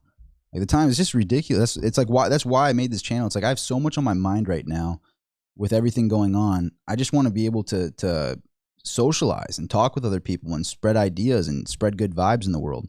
You know, it's like I was locked in my warehouse and I still am doing this. I mean, all day today is shipping and flipping and buying and so much stuff going on. And so it's like YouTube is my escape from reality in a way. It's in that I don't have to be only thinking about business 24/7. Like, my day-to-day life is just cash flow, cash flow, cash flow. Buy this, sell this, ship this, do this, do. It's like nonstop. I love it. I love what I do. There's no way I could do anything other. I'd rather be homeless again than stop doing what I do right now. I love what I do. But YouTube is something where it's like I can give good information out there and help other people, and it's like more of like a uplifting thing that I really love that. Because sales is, I love sales too, and I'm putting people in good investments, but it's like constantly doing sales every day versus just putting good information out there and helping other people and explain why I'm in this part of the business. Like, rather than saying, hey, you need to buy this right now at 32 an ounce because this is a great deal at 32 an ounce for this silver bar here. It's like, I would rather teach somebody why it's a good idea to buy that bar. Why does that silver bar cost $32 an ounce? Why is it that much of a higher premium? Why is it a premium $6 over spot? Why is there that big of a premium on a silver bar? Rather than pitching them on it, I would rather teach them why the premium is so high and why the demand is exceeding the physical supply. And the wholesale markets are inflated just as much as the retail markets are inflated. If not, actually, sometimes the wholesale market is paying a lot more than the retail. It's crazy. This is one of the first times, actually, I think it is the first time in my business that dealers have bought my inventory for more than retail was willing to pay. At the beginning of the squeeze, you know, of when the Reddit thing was going on, dealers were paying much more than retail, which was a crazy thing. I have never seen that before, you know, and I think that it's going to continue that trend. I think the COMEX is going to be delivering more and more. And it's like, these are things that, I mean, the Arcadia Economics channel, he talks about this all the time. And he puts some really good information out there, but it's like doing that kind of thing, it makes me feel more whole than only doing sales every day. I'd rather teach somebody why I'm in this business and then sell them the product. You know, it's like, that makes me feel better. So that's what the YouTube does for me. That's really how I feel about it. Beach Jedi 101, he says, just found your channel tonight. Great content, sub. Love it, man. Thank you for being here. Hypes me up. We can bring one new silver squirrel to the clan over here, you know, to the silver squirrel group. You know, we got the silver squirrel squad. I think that sounds better. Silver squirrel squad. Yeah. We're good. We're good. We got one more in here. Appreciate you being here, man.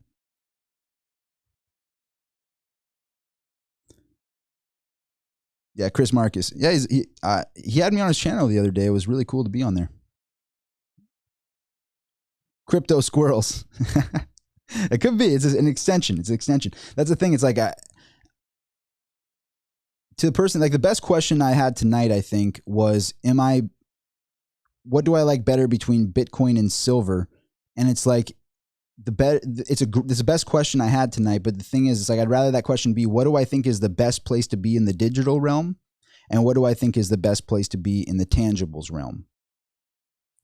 Like, separate the questions in a way, because they're not the same thing. They can coexist perfectly. Silver there's a huge argument against Bitcoin where they talk about, okay, well, you value it in fiat currencies. So what do you really value your Bitcoin in the first place? Okay, fair enough.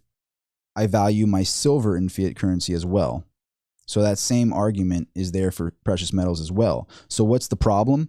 They need a medium to be able to handle the escrow person to person. You need a digital medium to buy your silver and to sell your silver in a decentralized manner. Because the problem, which is their argument, which is a good argument, that you can only buy and sell your crypto in fiat. You need fiat for crypto to exist. That's a good argument. That's the same argument for precious metals. You need to buy your precious metals with fiat. You need to sell your precious metals in fiat, right? You're valuing it in fiat, and that's why there's artificial suppression of the silver.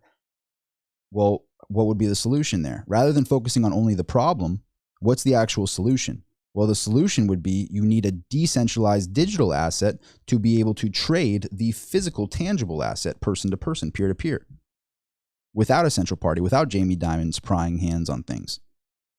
That was a solution. So that's a great thing to talk about towards the end of this live stream. Is just I see Bitcoin as something that is a great extension to the tangible realm.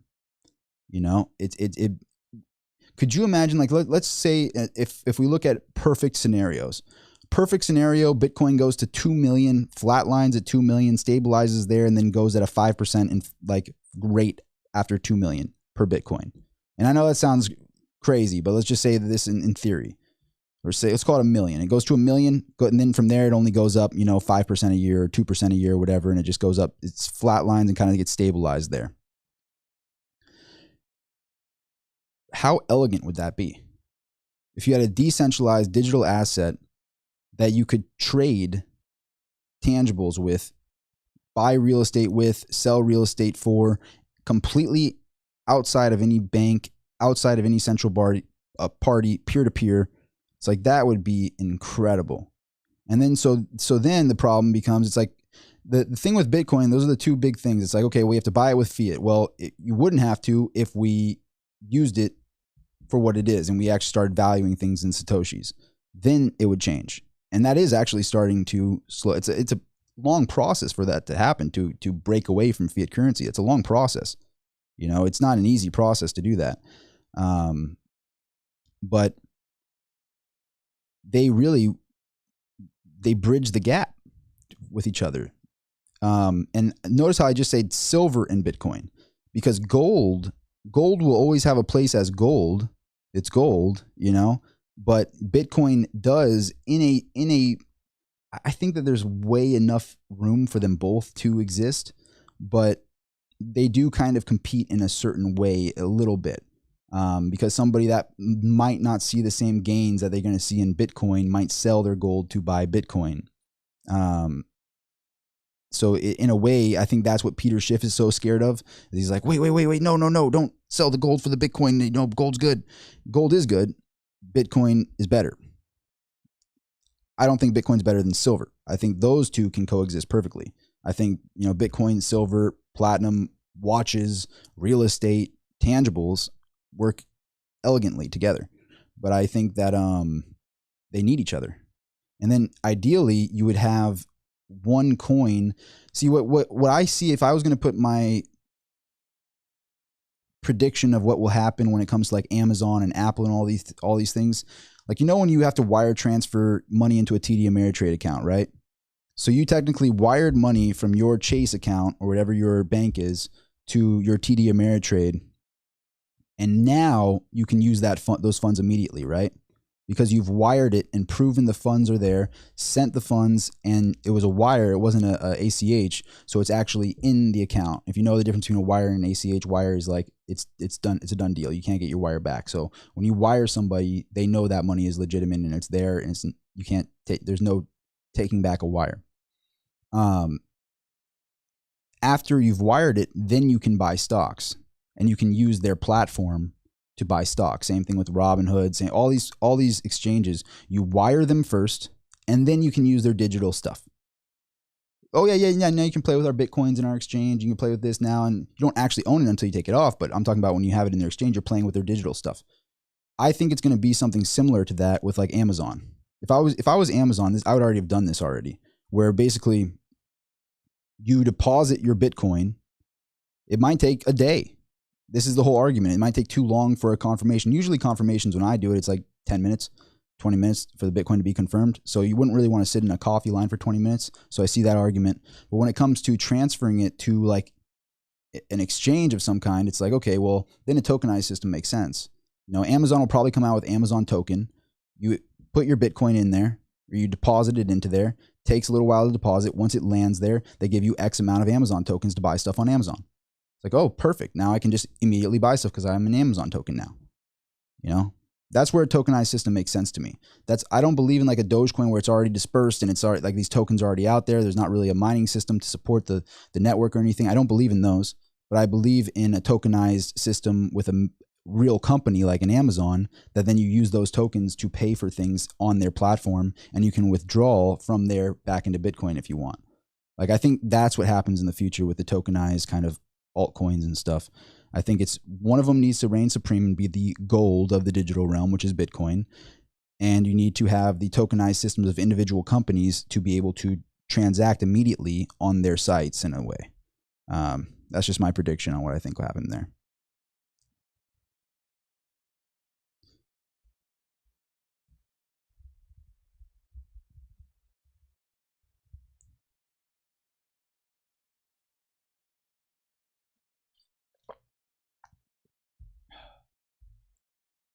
All right, guys, I'll do a few more questions here. Rob, Parliament apes elaborate. Parliament apes elaborate.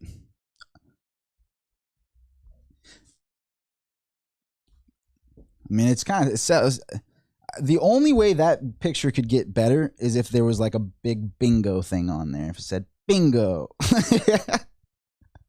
I came up with that where I call them all bingo players. You know, it's like the world is ran by bingo players. If I had it my way, I mean, I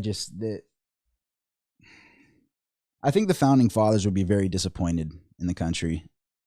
I think like that's what that tells me is like the founding fathers of these countries would be very disappointed in where they've landed.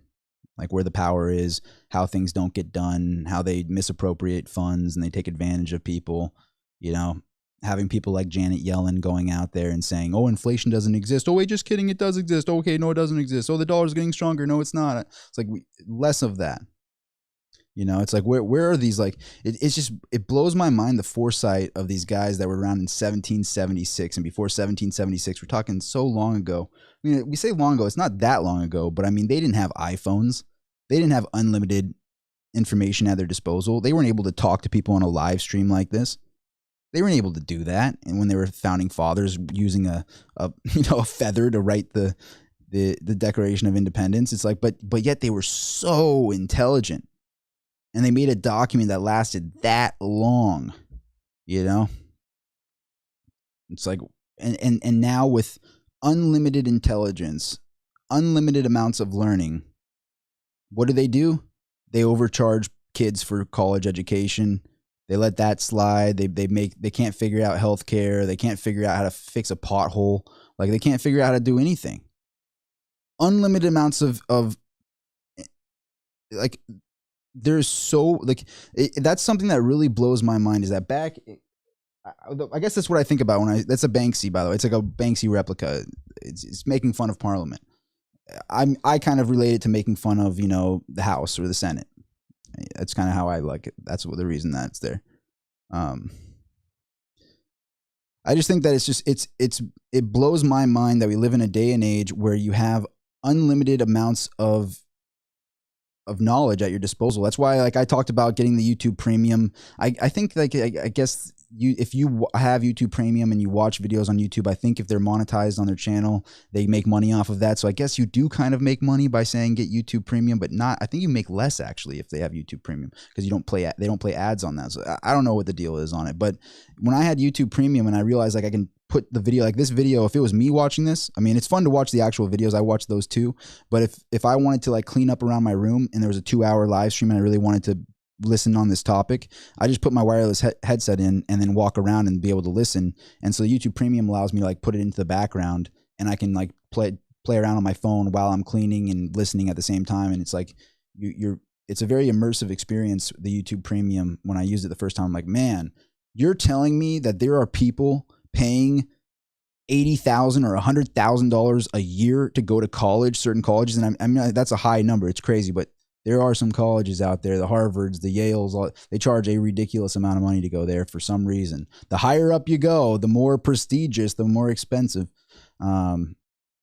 It's like we live in that's what made me drop out of college when I realized, I'm like, wait a minute, you mean to tell me the iPhone was created in 2007?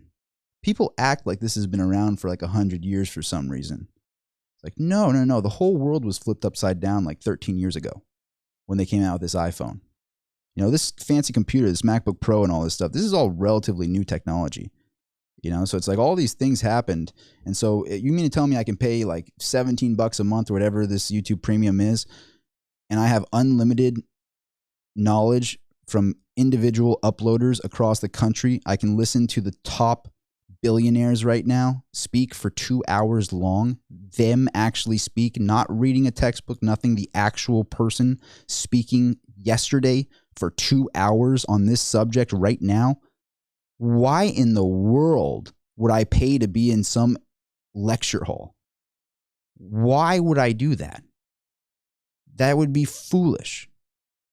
You mean I'm going to pay you to live in a certain area and pay for some rundown dorm and buy textbooks from 1980 for $300 and pay you to sit and listen to your conference for 2 hours when I could listen to Michael Saylor himself speak for 2 hours?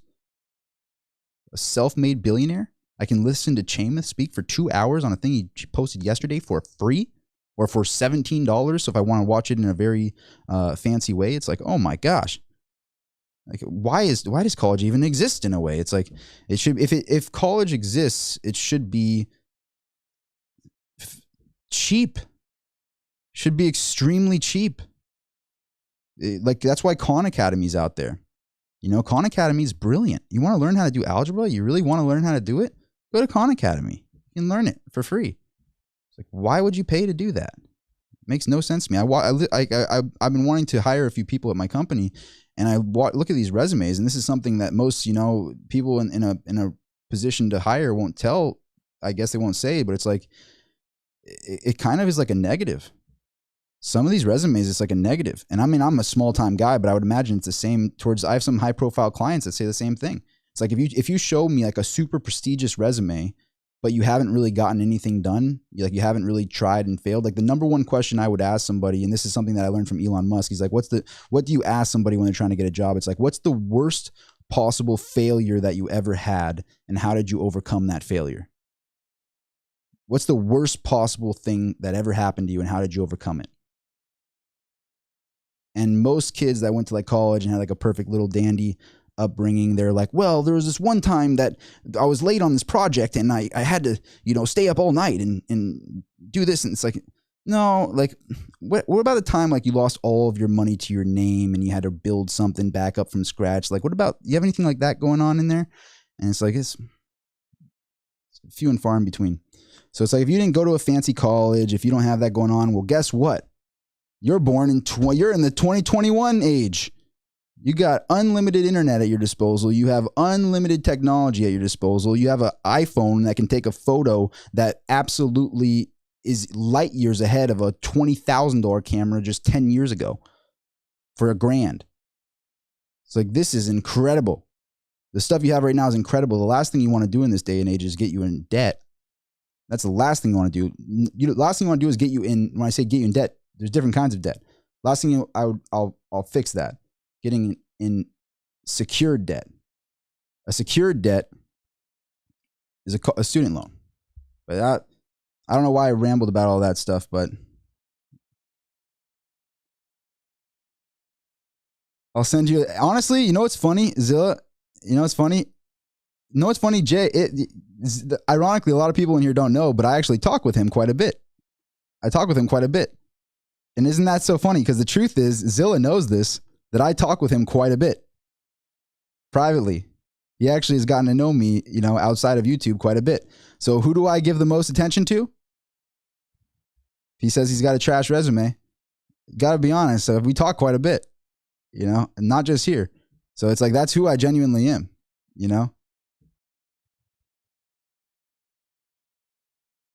I would much rather. It's like there's no gusto. I like the gusto thing. You know, I like yeah, I don't know, something about failure. It makes it, people that get handed everything, they just end up not.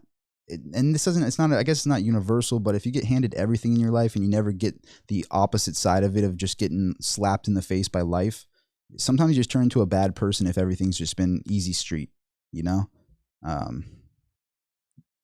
you haven't faced the harsh realities, and it's so weird because the people that I know that have had the worst things happen to them, like the worst things, way worse than anything that ever happened to me, they end up being like the best people I know. It's so weird. The worst possible things happen to them, one thing after another, and they're just better people. It's something to be said about that. Like there's certain like plants, you know, if it's been like bamboo or something, if you break it, you bend the bottom of the bamboo and you crack it and it falls over and you have to put it in the dirt.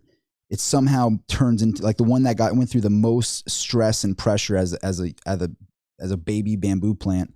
It turns into this monster bamboo plant with the strongest roots because it was so bent and hurt when it was young that it just grew way stronger than the one that never got messed up. It happens. It's actually a literal thing with plants. Like it's called, like bend the branches when it's babies. But something to be said about that. I don't know. Something to said about that. Zane says, keep up the good word, brother. Hey, appreciate it. Yeah, Zanin. Appreciate that, Zanin. Thanks, man.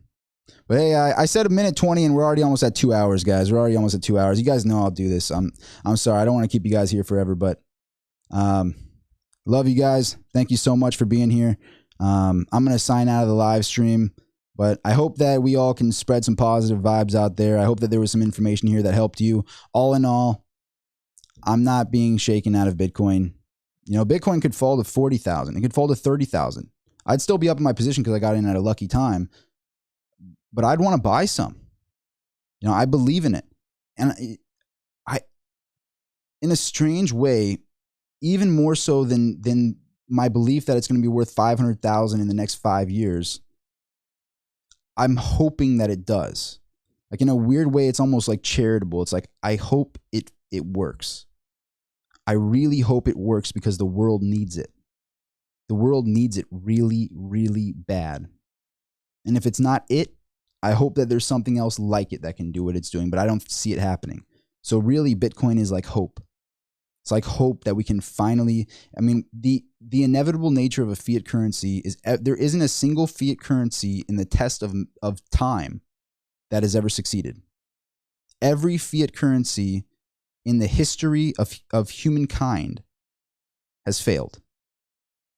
And so this has been a 50-year test trial launched by President Nixon in 1971 because they didn't want to share our gold in the U.S. They wanted to steal all the gold. And we've been in this 50-year test trial. And I mean, it was caused by haste. It was caused by negativity. It's caused by stealing everyone's gold and not wanting to pay them anything and wanting to just give the world IOU notes and have a clenched fist. You know, fiat currency was not launched with the nature of helping the world. It was a greedy thing. And so it's like Bitcoin, in my eyes, it's like this wasn't launched to, at least this is the way I look at it. I think it was launched to help the world break away from the tyranny of fiat currency. That's what I genuinely believe. And so I want it to exist. I hope it succeeds. And I'm putting my money where my mouth is, you know. That's my feeling towards it. But again, I don't feel there to be a need to be negative towards Bitcoin just because you're positive towards precious metals. I don't see that as a problem. I see Bitcoin bridging the gap of being able to transact. I mean, I can't trade my gold for your silver I mean, I could, but it's not very efficient for me to mail you gold to get your silver after. I mean, that transaction, there's a lot of faults to that. I mean, it's not quick. It's not safe. It's not effective to barter at length in just precious metals. You need some sort of digital medium. In addition, it's not safe to store that precious metal somewhere and have a coin back to that metal, because then you're trusting somebody to be the custodian again. And what happened last time we trusted the US government to be the custodian? They said, haha, it's ours. We're stealing it. Here's IOU notes. None of your money's back to gold anymore. That's what happened last time we trusted a custodian. And it's happened throughout time. You trust a custodian with the physical precious metal, they steal it. You trust a person with the physical precious metal, they steal it. So it's like, I don't believe in a gold-backed digital currency. It's like, no, I don't want someone to have the power. The power has to be decentralized. If it's in one place like that, the power is centralized to whoever is that custodian. Whoever owns that brick and mortar walls where they store the gold, well, that's where it is. So Bitcoin is like the evolution of money to be decentralized. And you need something like that. It's so elegant. We're so lucky that it exists. We should consider ourselves lucky that it exists. That doesn't take away anything from my investments in silver. It doesn't take away anything from my investments in platinum, and even my little bit of gold that I keep, including in this watch. In this watch, there's a good amount of gold, but you need some sort of way to send wire transfers to each other, but not use the banks anymore. And then also Bitcoin the banks might still exist. Like, I don't think the dollar goes to zero. I don't think banks just go obsolete, but I think it's like a great competitor. It's like, why does this fancy iPhone exist with a camera that's, orders of magnitude better than one 20 years ago for a tenth of the price or a hundredth of the price? Because there was a lot of competition. Nokia, what were the companies back then? Motorola. They were all competing, and Apple had to compete really hard. And now Samsung is right on their heels trying to make them have to be better and better and better. And that's why we have 3 cameras going on 20 on the back of this iPhone and all these fancy things on there, because they want to compete. So the banks need some competition, because know how the banks have no competition? Because they pay you nothing for your money. It's like, how backwards do you have to be to go, ha, ha, ha, we're in such a good position. We're in such a good position. We'll take all the Americans' money. We'll take all their money and pay them not even a penny on the dollar. We'll take it all. We'll hold all their money in our vaults. We'll invest their money against them in the stock market. We'll even short some of their stuff. We'll short their GameStop, and we'll short their companies with their own money. They're going to give us their money to hold in our bank account, and we pretend like it's there, but it's not there. We'll give them loans on their own money for 4, 5, 8%, and make somewhere between 4 and 8%, maybe even 12% if we give them a really rough loan on their own money that we pay them nothing for. So we give them a free loan. They are so high on their pedestal that they feel comfortable giving the people back 0.01 or whatever it is percentage in your bank account. And I'm sure this hits home, because the interest rates that you get on a savings account, the interest rates you get on a checking account, which is even worse, isn't even close to the inflation rate. Isn't even close. The whole reason to let them hold your money was so that your money stayed the same and didn't lose to inflation. Well, they're digitally injecting money by the tons. So the inflation rate far exceeds any interest rate that these banks are going to give you. So what that tells me is they're way too high on their pedestal, and they have no competition. They have no competition.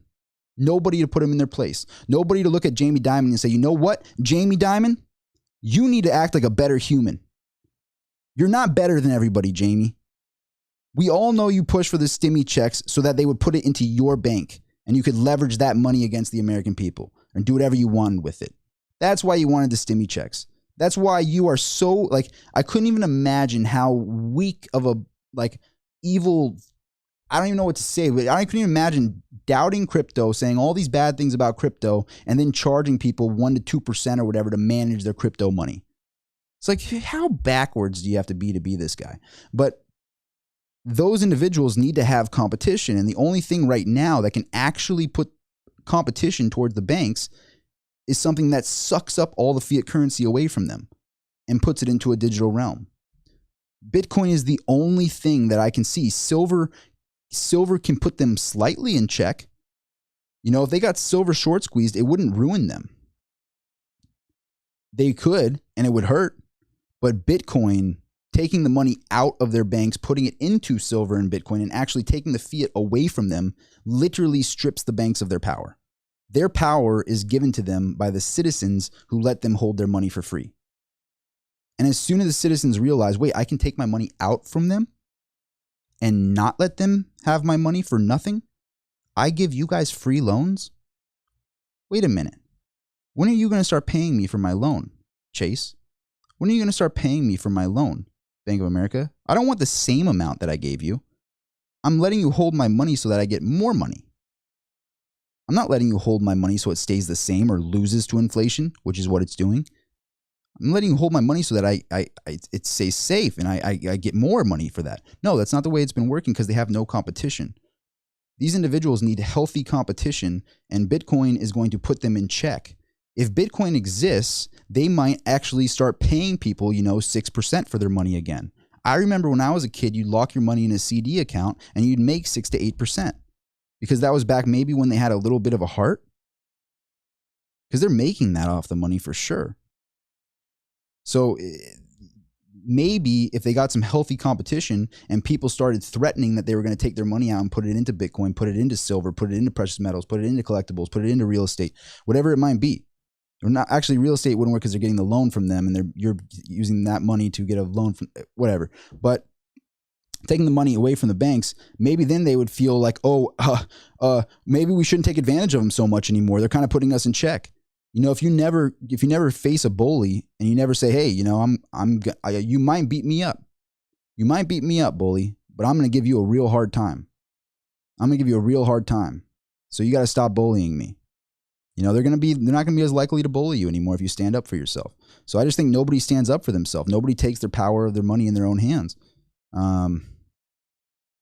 That's how I feel about it.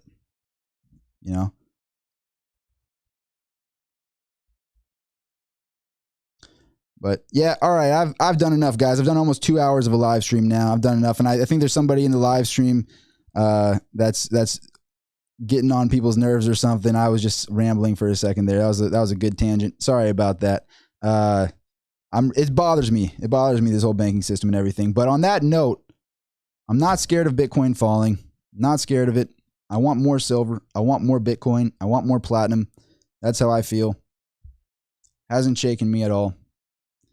Thank you guys so much for another great live stream. It's been a blast. If you're not subscribed, what are you waiting for? Click that red subscribe down below. It's totally free to do that. If you click all notifications and if you click the bell and all notifications, you'll be notified of all future videos on the channel. And I would love to have you in the community. I'm sure everybody else here in the thread would love to have you in the community as well.